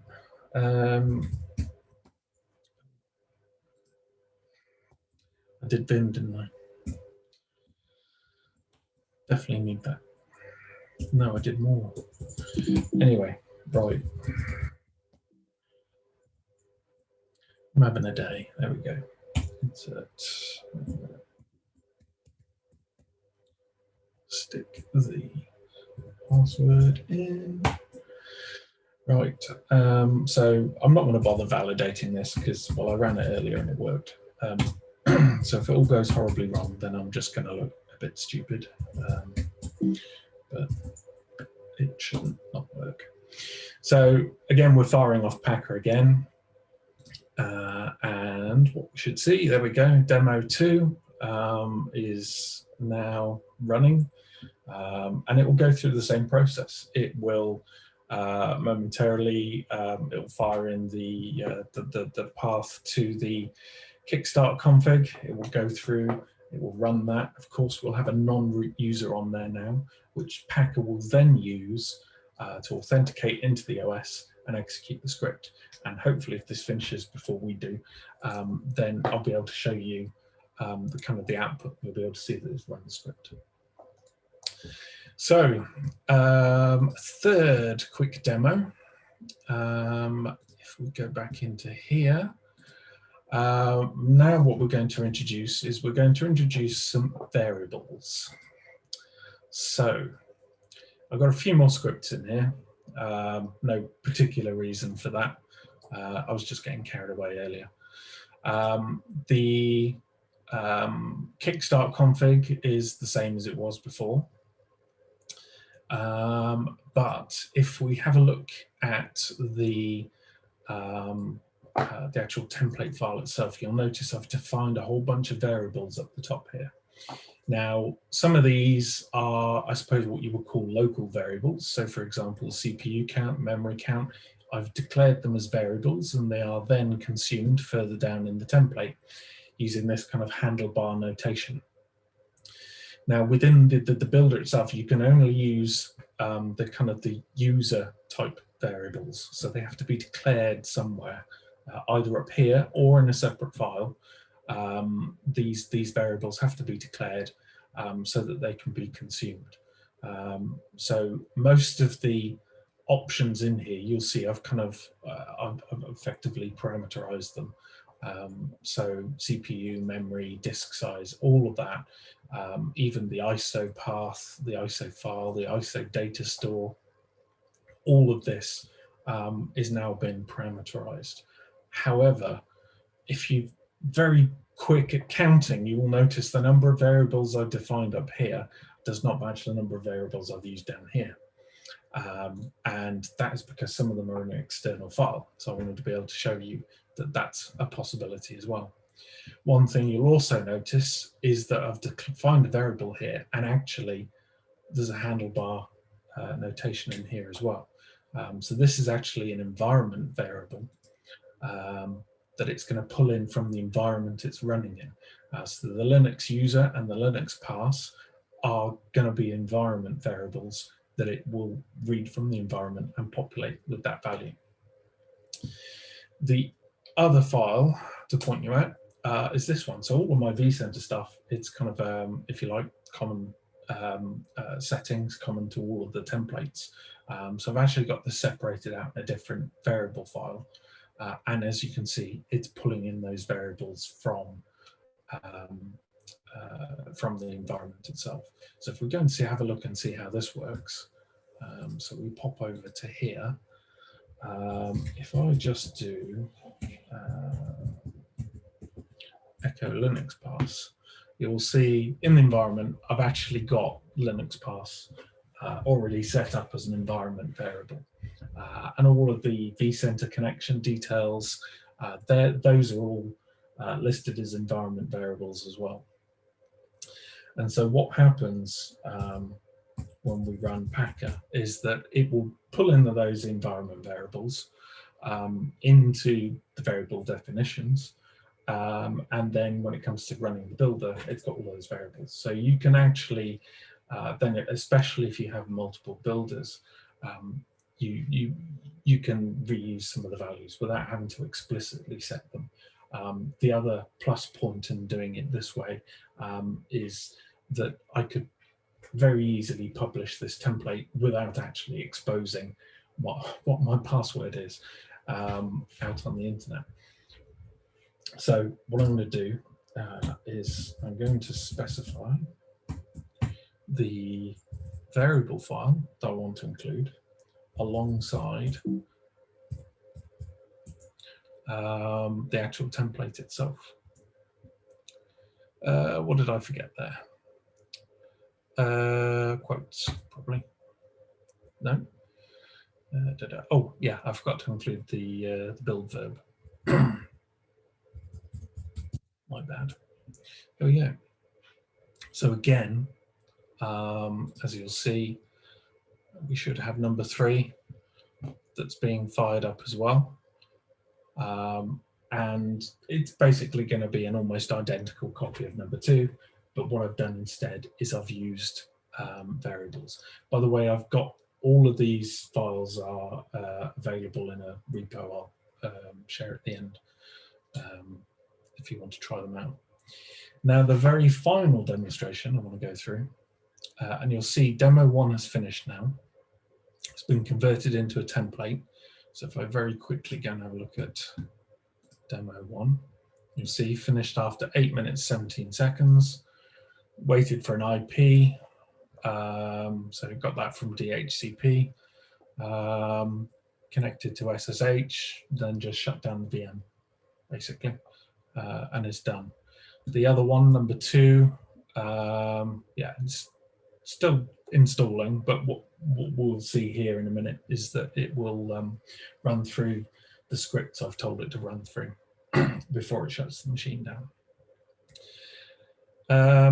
So yeah, the final demo I wanted to show is maybe a little bit more complex because it actually involves creating a more of a process around this, and actually it's probably timed out.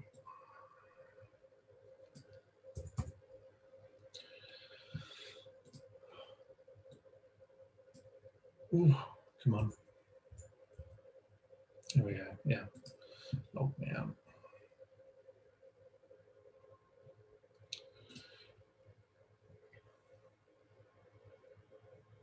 So what I've done is within vRealize Automation 8, I've got a pipeline defined to build these templates. And this pipeline actually goes through quite a number of steps here. Actually involves pulling the repository down from Git, getting access to HashiCorp Vault, and Mark's going to cover that in a minute. So that's a nice lead in, and it's actually pulling out my Windows licenses from Vault, my Ansible SSH key, and it's also generating some unique passwords for the template build. It's then going through and replacing some placeholders that I have in my various Windows builds. And for example, in my Kickstart configuration, I don't actually have any passwords in there. I have some placeholders. It's going through and it's replacing the placeholders with unique passwords. It's then creating, so it's just doing, oh, it's over here. To do that, it's basically doing a whole bunch of grep and sed to locate the placeholders and replace them with the actual values that it pulls out of Vault.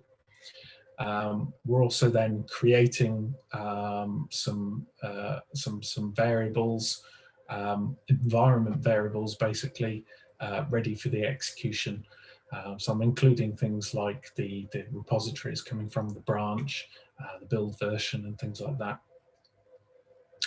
No, my SSH public key is not in my, oh yes, it goes in my image, but Mark's going to show you a cunning way around that, I'm sure. And it's only the public key though. We then copy the Kickstart configuration file to a place where the VM itself can get access to it, execute a packer build, read the manifest output, and then pop the unique passwords into Vault. So I can show you, because we're not going to get time to wait for it to finish. If I go into Vault here, I could show you that all my template builds, for example, the very latest CentOS 8, I can show you that it's thrown in this slightly more complex password for my non-root user into Vault. And every template built gets unique passwords. So, you know, even if you clone it, you're not necessarily going to know how to get into it. And the idea is that you set up some sort of downstream system, I don't know, maybe Ansible or SaltStack or Puppet or Chef, you know, choose your poison, that can actually configure the box in such a way that, you know, it's secure and accessible, but without obviously exposing, you know, credentials and having the same credentials everywhere. So that pipeline, if I do run it, and I'll do it very quickly. So this is a Windows build. If I just hit run, unfortunately with the Windows ones, it does tend to take a while, about 45 minutes, I think. It's about average. If I do Windows 2016, it's normally about 2.5 hours for it to run through end to end. But essentially, it will run through this pipeline. It will go through all of the steps. It will build the templates. It will populate Vault, and at the end of it, you have a nice, secure, documented template. Very quickly before I just finish off. So our second build with the scripts has run. You see we've got a couple of warnings here. They're not critical. I think that's literally just because I didn't supply the GPG key for the repository I added. But you can see it actually ran the script against the OS, added the Salt repo, added the Apple repo, added the HashiCorp repo, and then finished. And then our number 3, that will be some way behind. It will run a bunch more scripts before it finishes as well. And that is essentially the demos I wanted to go through. Oops. As I mentioned, in terms of what's next, so I'm going to look at migrating to HCL, and also going to look at getting Ubuntu 2004 desktop working, CentOS Stream, and I want to integrate Vault SSH authentication into my provision templates. But hopefully that's a nice segue into Mark's session. And that's about it. There's a bunch of resources here. So my repositories, any articles I've written are all up there. And also the Docker Hub, my Docker file for my my image that I use in the CodeStream pipeline there. There's a link to that. As I mentioned, after Robert's session, I probably need to have a look at simplifying that. I've just put it up here on the screen so you can kind of see what I've done. And Robert's going to go, oh, so many layers. And yeah, that's kind of about it. So with that, I'm open to questions of all sorts. So I noticed Lewis asked one, finding a balance between configuration captured in image builders versus how much configuration you rely on CM tools for. Oh, it's almost as if you know, Lewis, what's coming up in the 4th session. So I don't think there's a hard and fast rule about the balance between what you should put in a template versus what you should do through configuration management. Certainly, if it's something that is either going to be subject to change or subject to some sort of unique configuration, then it might be better handled by a configuration management system. If it's something that supports that configuration management system, for example, installing the Salt minion, for example, that kind of thing, you know, maybe you need to make that available as part of your template, even if it's not activated. You know, it's difficult to find a balance, very difficult. I think, you know, keep it as lean and mean as you can, but at the same time, you know, make sure it's useful and usable. You kind of got to find your way. Certainly things like in-guest backup answers, agents, I'm afraid, in-guest backup agents and things like that. A lot of those don't react too well to being cloned and have to be added later on. So I wouldn't necessarily be able to give you a lot of guidance on that one. Any other questions at all? I have one, Michael, if you don't mind. Yeah, sure. I did a little bit of a presentation myself the other day about Packer to some colleagues to try and float the idea and get some interest. Yeah.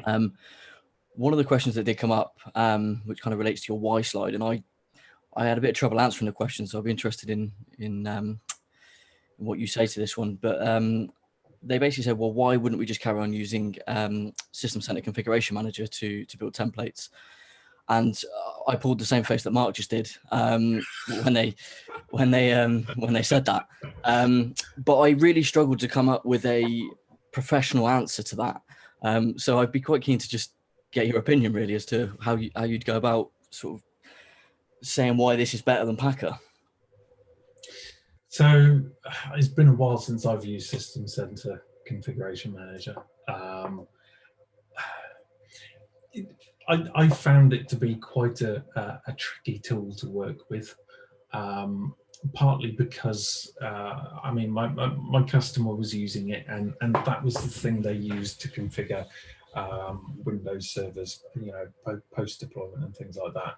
And yeah, more often than not, that was the piece of the puzzle that broke the process. So I think in terms of an answer as to why you would use Packer over that. System Center as Microsoft? Yeah, I mean, the thing is, you've kind of got a slightly different demarcation between what Packer does and what you might use a kind of an more OS agnostic configuration management tool. What, you know, how you would use those two compared to what you might use System Center Manager for. You know, the overlap is different. They're not a direct comparison. I think, you know, it's, yeah, as Christopher's just mentioned here, I mean, you know, System Center's very proprietary. You can't get a lot of the configuration out. You can't, you know, you can't document it. Coming back to what I was saying earlier, you've got a self-documenting build effectively there. I mean, yes, you maybe need to be able to read PowerShell, or maybe you need to be able to read shell scripts, or you can even use Ansible as a provisioner in Packer, which is not something I've done yet. But you know, you've effectively got a self-documenting build there, and all too often, you know, the System Center and is something that locks in that knowledge to the people who've got access to System Center, whereas, you know, it's out there for everyone to see if you're using Packer. That's fair enough. To be honest, you said the same things that I said. I just, unfortunately, there was a group of System Center administrators in there which didn't really help. Yeah, I think tend the documentation to be bit quite protective, I find. Yeah, it's like trying to talk to a network team about anything other than Cisco sometimes. Oh, thank you, Michael. Cheers. Yeah, no worries. I like that. It's pronounced zealots. Any other questions? I will be here all night. Yeah, feel free to ask questions on Twitter or via any other medium you want, and I will pass over to Mark, who's probably going to introduce himself. Possibly. Go on, are you going to spotlight me or whatever it is? Or do I spotlight myself? Oh, right, there I am. Okay, and I've just noticed a big MNL on the screen. I have no idea what that come from, but thanks anyway. Okie dokie. Right. Good evening, everyone. Thank you very much for joining. I'm going to be talking about HashiCorp Vault and Ansible AWX. So let's start with, let's get some slides up. Here we go. The problem, the first question he's going to ask is, why is this dude wearing factor 4000 sun cream? I'm not. It's just I'm naturally pale, and these lights are not doing me any favors. So with that in mind, let's crack on. So Ansible, what is it? It's a configuration management tool. You start off by defining what good looks like. And once you've defined that, you can then push that configuration out to your enterprise to get some consistent results. A good example of this would be something like NTP or DNS.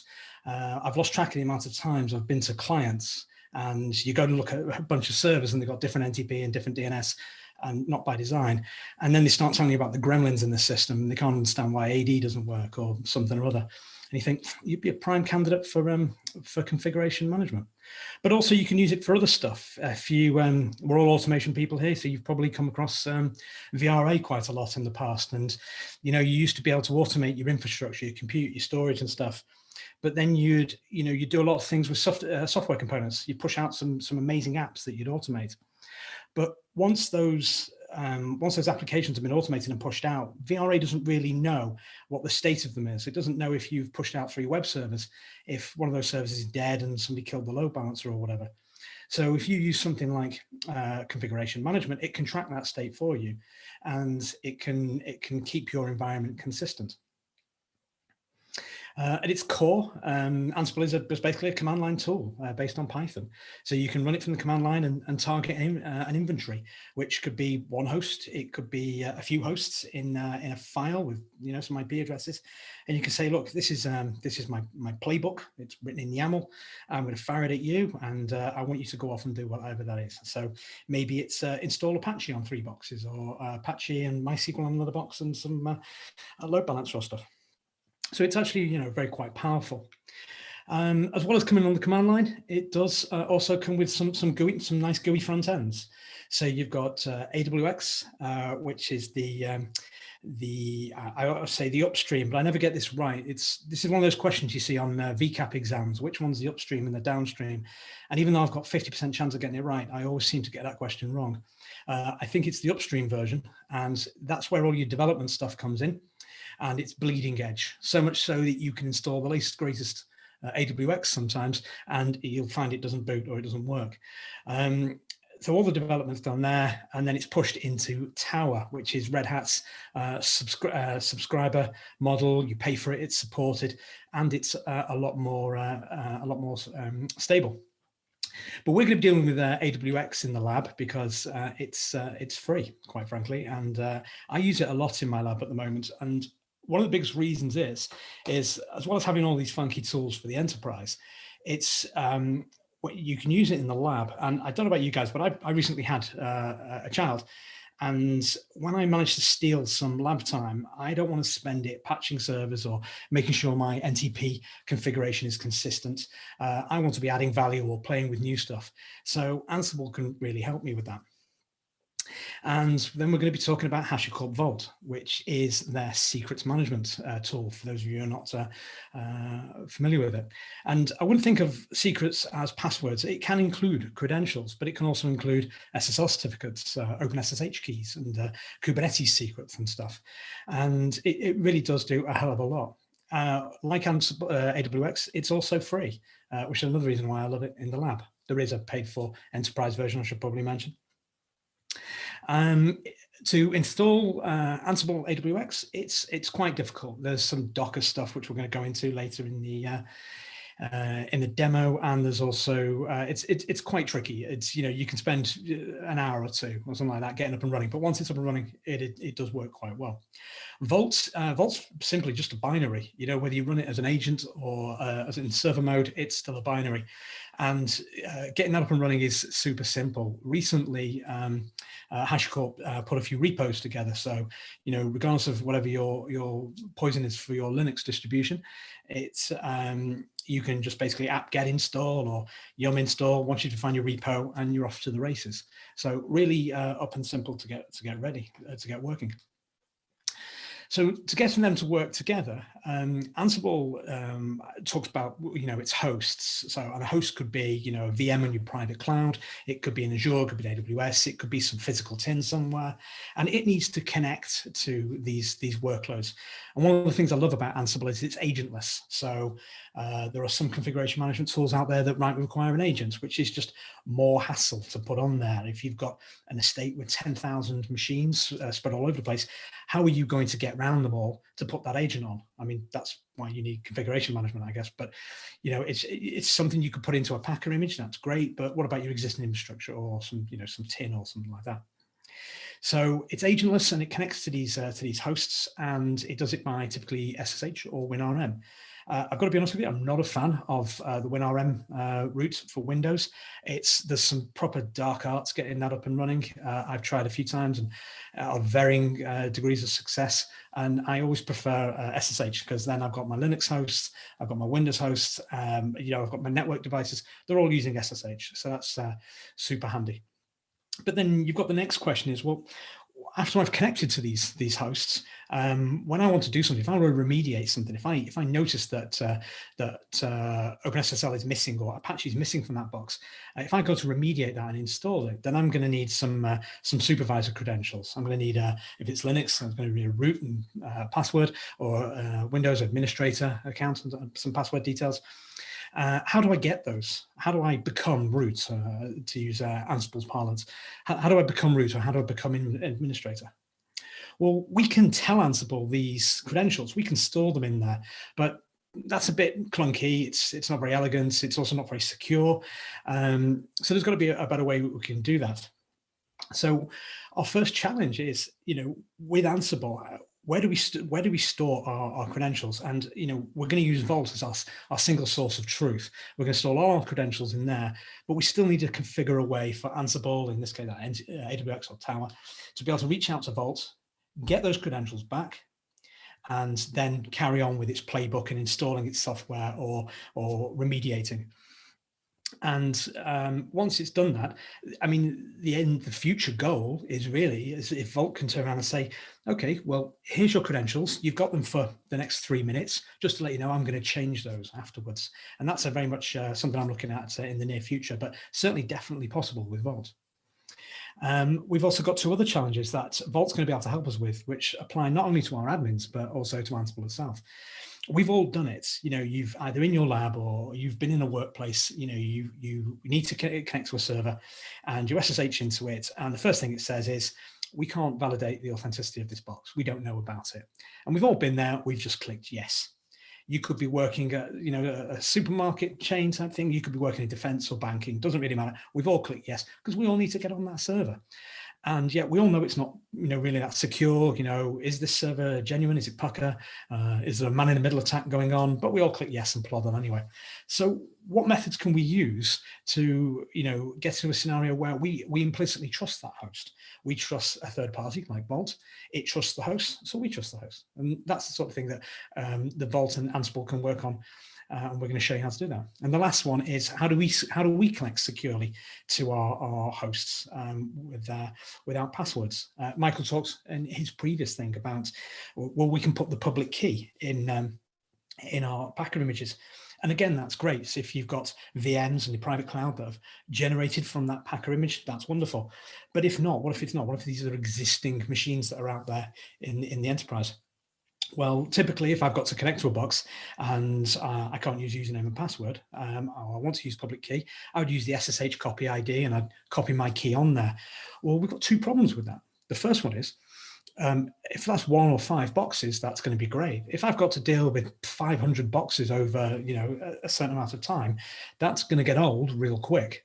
And the second one is if we've already had a system go through, like Ansible or something like that has reached out to our systems and configured OpenSSH, that we can't use password connections. We can only use SSH keys of some sort. Well, how am I going to get onto that box in the first place if I can't use my password to copy my public key in? So again, this is something that I think Vault can help us with. And yes, and that's what's going to come up in the demo. And on that note, enough chat, let's go for a drive. So I'm just going to flip into my lab. And here we are. So, right. You should have in front of you, oops, it's gone off again. My apologies. There we go. We have VRA. So for the purposes of this demo, I have pushed out in the last 24 hours a HashiCorp Vault box. It's going to have Vault on it and it's going to be purely blank, and an Ansible AWX box. Again, pure default, and we're going to try and bring them up. So in this demo, I've got to be honest with you, I haven't timed it. It could take 45 minutes. It could all be over in a few minutes, which coincidentally is the same disclaimer I give my wife every night. So let's have a look now at Vault. So where are we? Click into Vault. And we can see that it's ready there, it's installed, and we need to set it up. So the first thing we need to do, for those of you not familiar on how to set up or initialize Vault, we need to come up with a key. And we're going to split that key up and into shares. And a way to think about this, I think, is to say you've got 5 members of your InfoSec team in your business. We're going to split the key into 5 parts, and I need 3 of them at any one point to be able to log in and initialize or unseal vaults. So you'd set your key shares to 5 and your threshold to 3. Now for this demo, we're not going to do that because that's going to be too cumbersome. So I'm going to set it to 1 and 1. and I'm going to initialize it. Or no, I'm not. Straight out the bat. Doesn't starting work. Right, let's try that again. Right, better luck next time. There we go. So I've got two pieces of information here. I've got my unsealed key and my initial root taken. So I'm going to copy that initial root taken first of all. And I'm going to go into my terminal. And I'm going to export some tokens and things that we're going to need. And there's a bit of typing here, but I only need to use it once. And I always get this URL wrong, so don't be surprised when this knackers the first time. I can't even type. I always leave the port off. Kills me every time. Okay, and the last one is now we're just going to export our Vault token. The rest of this is cut, copy, paste. It's just this bit. That's a bit of typey. Okay. So there's our Vault token. I have a little thing to hand that's going to help me copy in some commands, and we'll see those as we go through them. So I'm just going to make a note of those. And I'm also going to make a note of the key, because I'm going to need that. So now we know that we've initialized Vault and we need to unseal it. Well, again, we only have one key, so we're going to paste that in.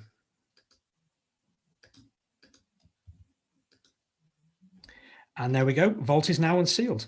So, and we can test this by our command line. If we just do Vault status, we can see that we've got one share. The threshold was 1. That's our Vault server. It's not using HA or anything like that. Okay, so now we're just going to take our token again that we copied. Right, and let's log in.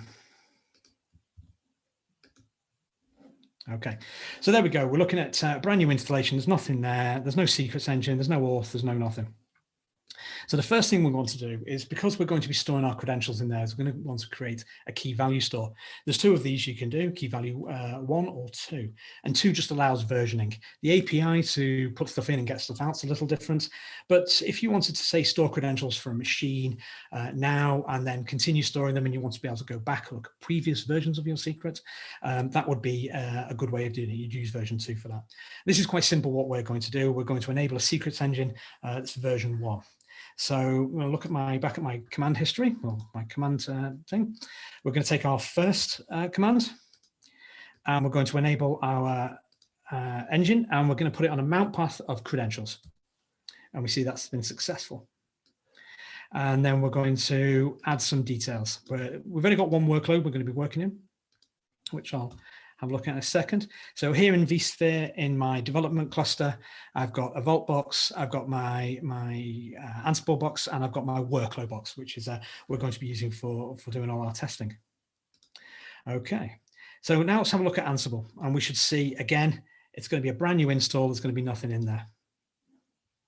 We're logging in, and for those who are not familiar with AWX, there's going to be a lot of demo stuff in there that's just going to, get in the way and stuff. We look at organizations. There's a demo org, and there's a demo inventory that's just got the local host, I think. There's a demo project that doesn't really do anything, and it's the same for credentials and templates. So what we really need to do is configure Ansible and to make it to our needs. Well, we've got a playbook for that. And this is, I'm going to demonstrate Ansible working from the command line before we get into all the good stuff we can do with AWX. So those of you who are not familiar with Ansible playbooks, written in YAML, which is an absolute bugger to get to grips with. I personally hate it. But from here, we're going to run our playbook.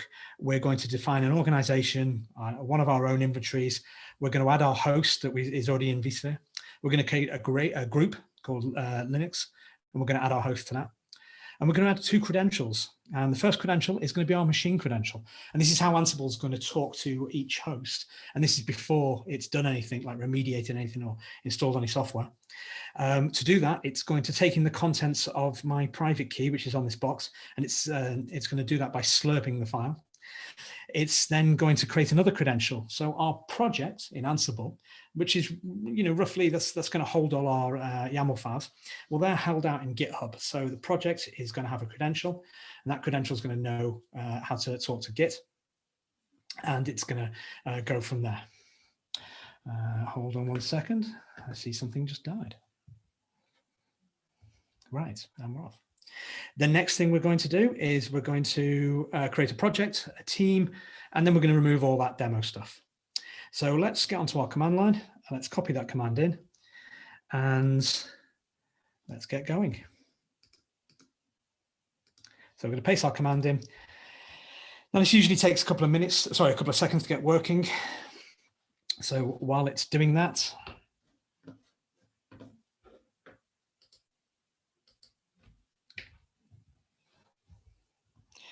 this one project always takes a couple of seconds. This is the one where it actually configures it to go and talk to GitHub and come back and let it know if it's been successful. So that always takes 5 to 10 seconds.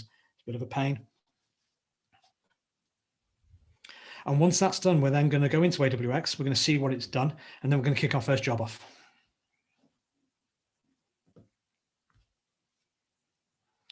And it's done. Now it's blowing away all its demo stuff. And it's creating a couple of job templates for us. And the first one is Crony, which is CentOS's NTP stuff. So let's transfer back now into Ansible. And we look at our organization. The default one's gone. We've got an automation one. We've got a team for our automation UG developers. We've got an inventory simply called all. And in there, we've got a host we've set up called workload 3, and we've defined its IP address so it knows how to talk to it. And that's a member of a group. And the group is called Linux. And on the Linux group, we've defined a variable there, which says the become method. And this is so Ansible knows that when it talks to its workload, once it needs to become root or becomes administrator, this is the method it uses. Now, you would normally have, say, another group for Windows hosts, and you would say something like Ansible become method equals run as, or something like that. We look at our credentials, and as expected, we've got our SA Ansible one, which we're going to use to connect to our workload. And it's simply just a username, and it's got a private key, the public key being built into the machine itself. We've also got another credential for GitHub. Again, it's just going to be an SSH private key. We don't need to specify user name for that, because when we click at our projects, we've got one for automation user group, and it knows where our repo is, and it knows it's Git, and it's going to log in with the standard Git one, and it's going to use our token. And lastly, we look at our templates, and we've got one for configuring Crony. So that box has just been recently put out, it's been deployed by VRA, and it doesn't know anything about NTP, it's just sitting there. So we need to be able to configure that. So let's look at our job template. We know we're going to run it. It's in our projects. It's in our inventory. We know all about this. It's got our playbook. It's very simple. I think do I have that open? I don't, but it's just a simple few lines, and it's going to basically say, I want you to check that NTP is installed. It's enabled. I want you to take this config file, copy it across, and reload it. And we've got our credential. So we are now going to run this. Now this should, in theory, fail, because it's going to be able to connect to the box. It'll do that bit fine, but then it's going to say, okay, I need to remediate this. I need to become root. I know how to do that. I'm going to use SU, and then it's probably going to sit there because it doesn't have the super user password, and that it needs to proceed. So that's how we're going to then to get that working. So it normally takes about 10 seconds. I think there's a timeout of 10 or 12 seconds, and there we go. Timeout, waiting for the privilege escalation prompt. So we know that's failed. So now we need to be able to tell Ansible, okay, listen, we need you to connect it to Vault and get those creds. So if we look at now at Vault, we're going to switch over into our secrets, and we look at credentials. We've got a path called computers and development. We've got our workload, and we've got a username and password. So our username is root, and our password is VMware1. That's pretty simple stuff that we copied in before. So now's the bit where we have to tell Ansible how it's going to do the HashiCorp lookup. Now, there's a bit of code involved with this. It's not very flattering, so if you did want to go get a cup of tea, I wouldn't blame you. But the first thing we're going to do is we're going to SSH onto our Ansible box. So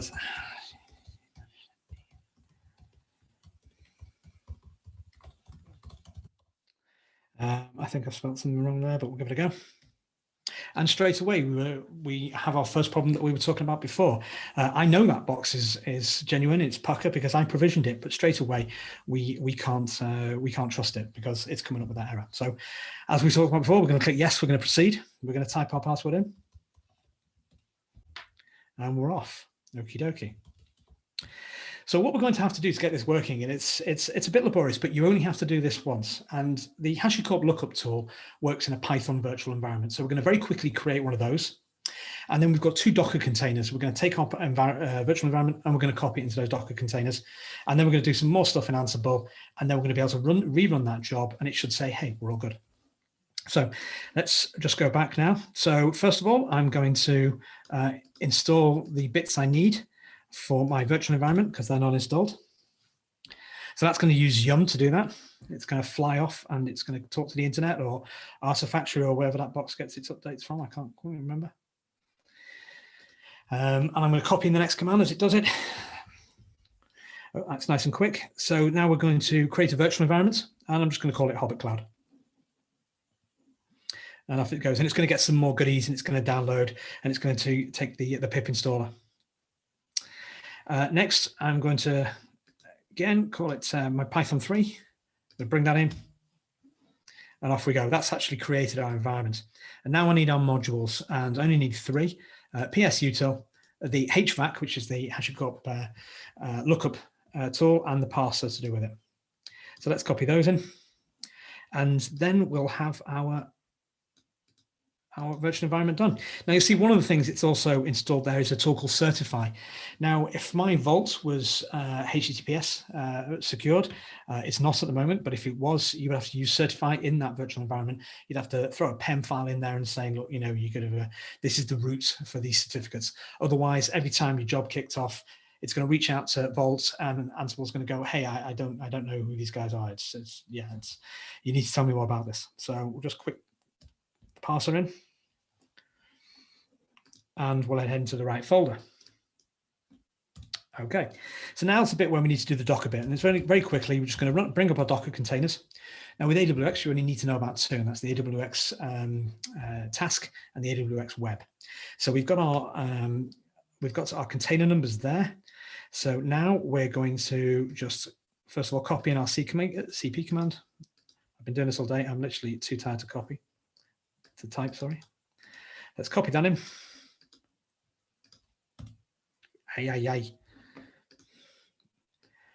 With the right file. So we're literally taking our virtual environment and we're copying it over. And we're going to do the same to our different container. I'm going to copy that one. The good thing about this is you only need to do this once. So this is not something you have to keep doing.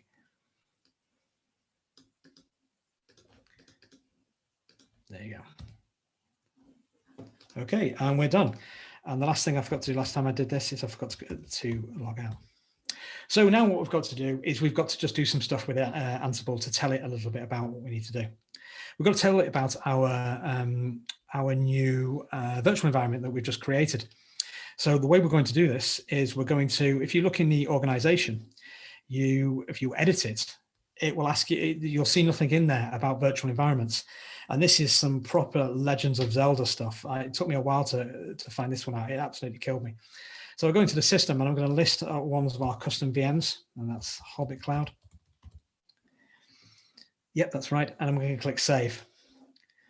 And then mysteriously, when you go back to your organization, okay, so it's got, yep, there you go, click Save.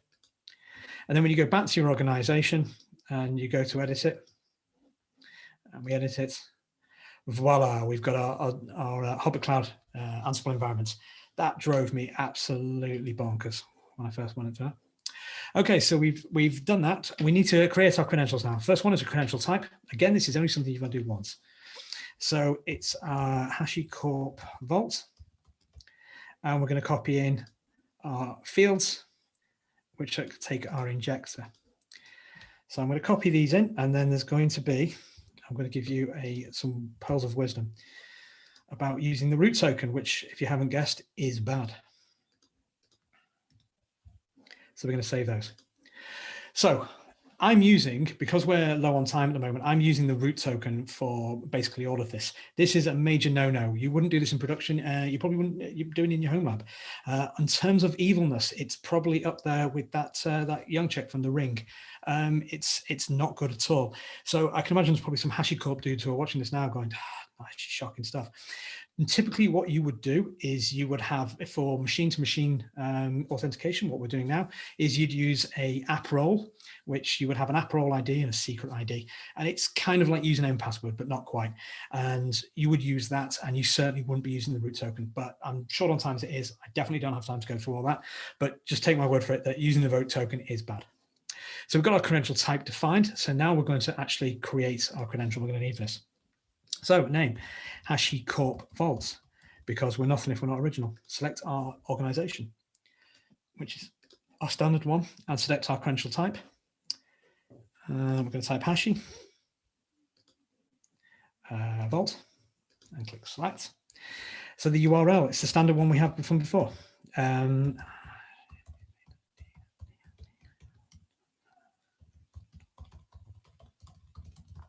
the port number that I always forget. And again, please don't do this at home, people. We take our root token and we're going to copy that in and we're going to save it. Okie dokie. Now, one of the last things we need to do is we need to go into our template that we've done and we need to say, listen, we know you need to use this SA Ansible machine credential, but you're going to need some more credentials to get some more credentials, oddly enough. And we're going to bolt on our HashiCorp Vault token. We're going to save it. And we're going to launch. And if the demo gods have been with us and I sacrificed enough sheep, I should have done. I don't think it added the HashiCorp credential by the looks of it. You're right, it didn't. Well spotted. Demo god's not with me despite sacrificing the whole of Wales. Okie dokie. I'm going to go back into that. Do the job properly this time in my template. Yeah, it's a good job one of us is paying attention. Okay, HashiCorp Vault. Click it and click it again. And this time save it. And then we run it again. So hopefully, second time's a charm. We're going to run it. It's going to connect using the SA Ansible credential. It's then going to go, well, I need to become root. And it's going to reach out to Vaults and it's going to get the root credentials. And then it's going to go off and remediate. And our survey says,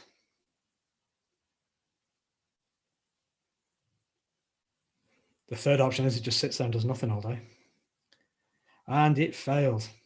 Okie dokie. And I know why. And the last part of this puzzle that I forgot to do, and I always forget something, despite having it in my little crash pad, is on our group, we're going to actually tell it in the inventory. And we're going to put this in the group. You could put it anywhere. You could put it at the top of the hierarchy. You could put it on each machine, but there's no point in duplicating it. So we're going to look at our group. We're going to look at Linux, and we're going to add our two variables in. And this is pretty much self-explanatory. For the become user, I want you to use the HashiCorp Vault lookup tool. And I want you to follow this path, credentials, computers, development. Use the inventory hostname because we've used the same hostname in Ansible as we used in Vault. And I want you to pull back the username. And the same again for password. So we click save. And then we click on our template. Well, that's saved. And then we run it again. Could the third time be a charm?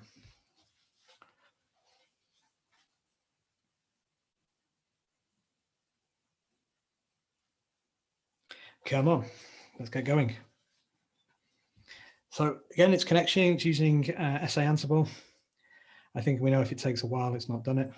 And it has done it, and there we go, it's working. So it's copying our config across, and it's going to start the service. And the last thing it's going to do, it's going to use the Crony C client sources, and it's going to say, tell me if I'm out of sync. So there we go, we've done that.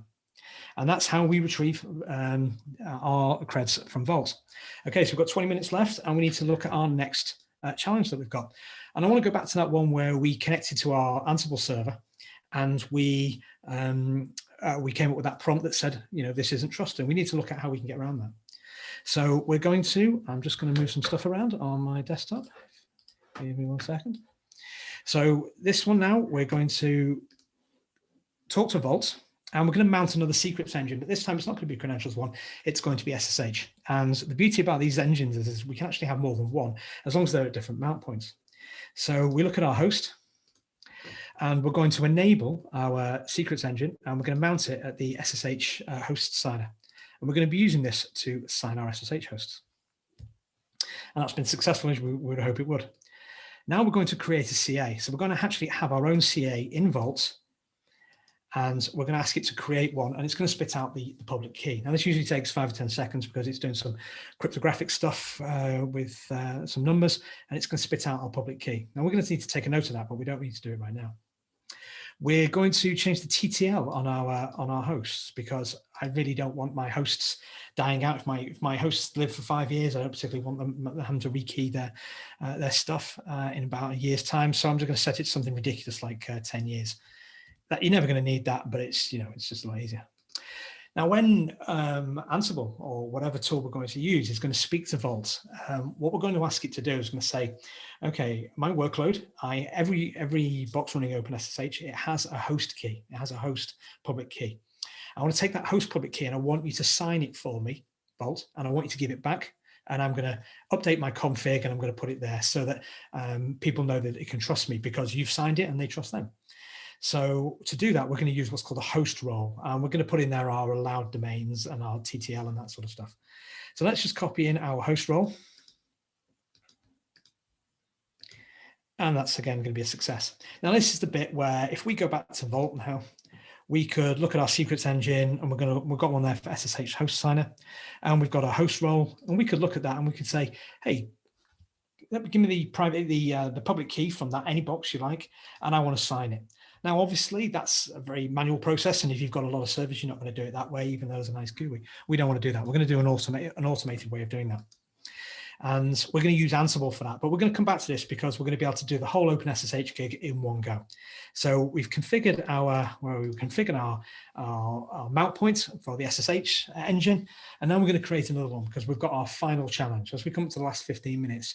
And our final challenge is I need to correct to a load of workloads or hosts, and I can't put my public key on there, or I need to connect to 1,000 boxes. How am I going to do this? How am I going to distribute these keys? Well, you could use Ansible for distributing keys, but again, it's pretty laborious, and there's got to be a better way. So to do that, again, we are going to create a new mount point, and we're going to have another SSH engine. I'm just going to mount it at a different place. So let's clear the screen again, and let's create our mount point.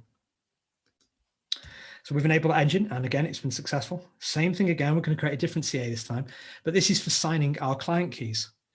So when we go through this, I've got a client key that's on my machine. I want my CA to sign it, and then I'm going to connect to any of my OpenSSH hosts, and it trusts it because it trusts Vault as a CA. Again, we're going to create a new role, and the new role is going to be Ansible sign SSH. And for that, we could do a TTL of, say, 6 months or something, and you can have a different role. So again, we are using the Vault root token for this, which again, proper evil. But if you had one for your Linux admins, they typically would authenticate to Vault using LDAP. So they'd authenticate to Vault, and then you go, okay, using this role, the Linux admins, can you sign my key for me? And Vault will come back and go, I've signed it for you, and you're good for 7 days. Or we could use an app role to do the Ansible SSH one, and it's good, you're good for 6 months. So in this case, again, normally we're going to use the root token. We're going to create our role. Let's kick that off, and that's all done. And the last thing is we're going to, it just occurred to me, by the way, sorry, going back to the root, that didn't trouble me up. Again, we just need to go back. I forgot to do one last important step. I do need the CA key for the host signing one. I'll explain why now. This is just for the hosts. So I need to copy this SSH key here. This is for the host sign. And then I need to modify my known host file, and you'll see why in a second. Now, I'm not using Vi because the last time I did that, it blew up my workstation for some reason. So we can see in my known hosts, nope, I'm going to use Nano. Not playing that. So I'm going to look at my known hosts. We can see we've got a search authority in there, and we can see we've got 2 boxes. I'm going to put a new cert authority in. And again, this is something that you could use Ansible to do to distribute to your clients, to your admins. .com, and then I'm going to paste that in. That's the step I forgot to do before. Control X.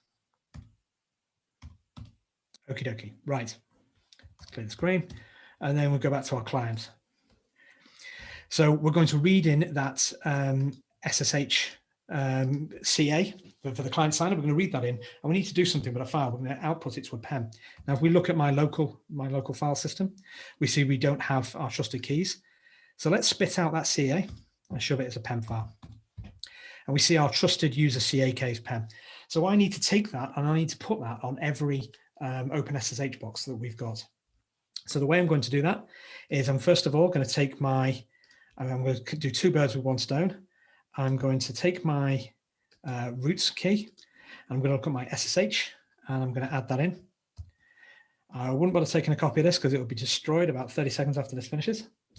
And then I'm just going to upload those to our Git repo. So GitHub, we're going to do our trusted. I could have done this from code, but I'm just too old school. And SSH. We're going to commit those.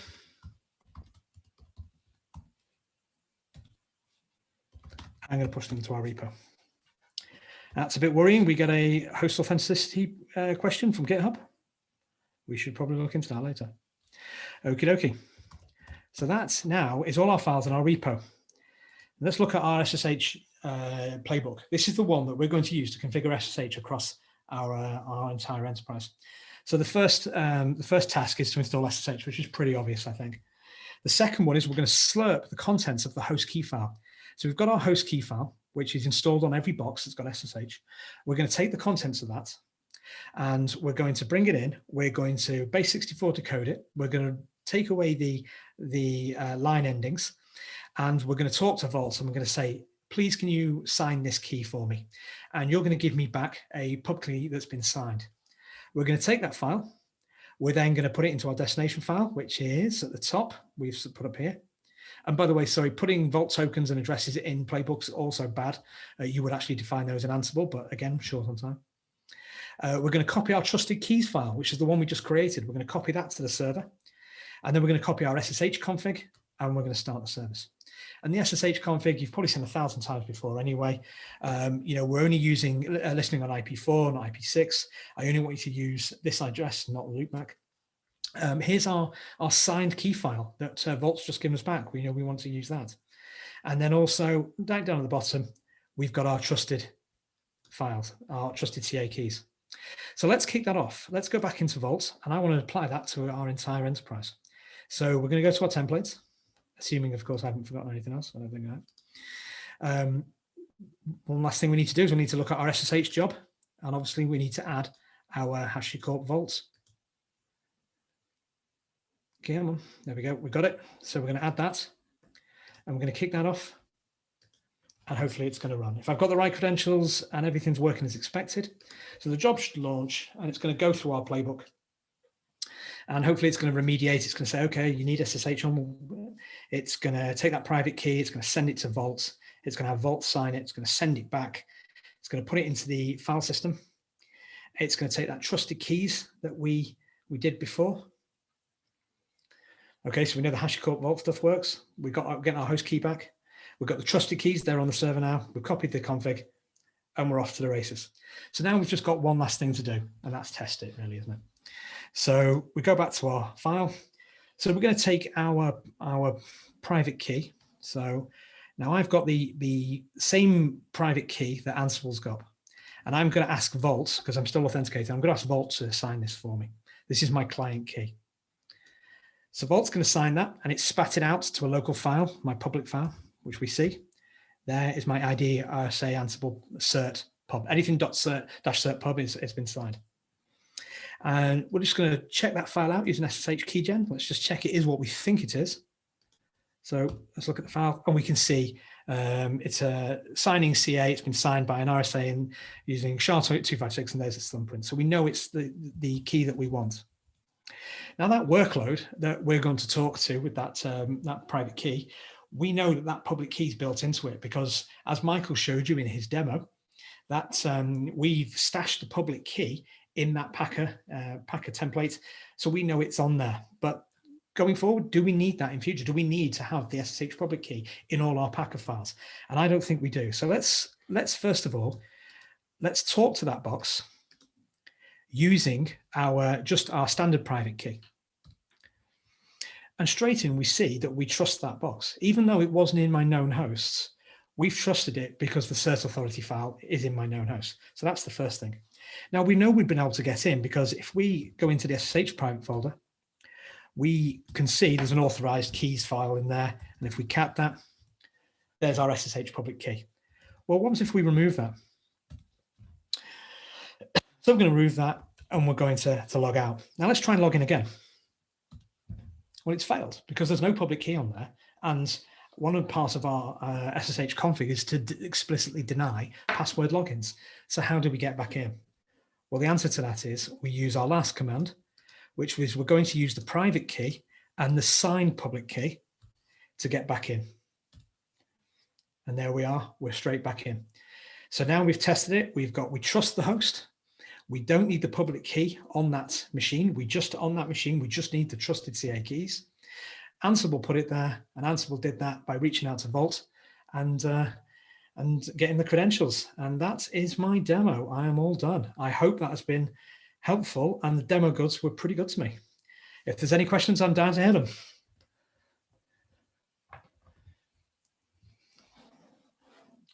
Quickly catch up on the thing. If anybody's got anything, if not, it's VBiz time.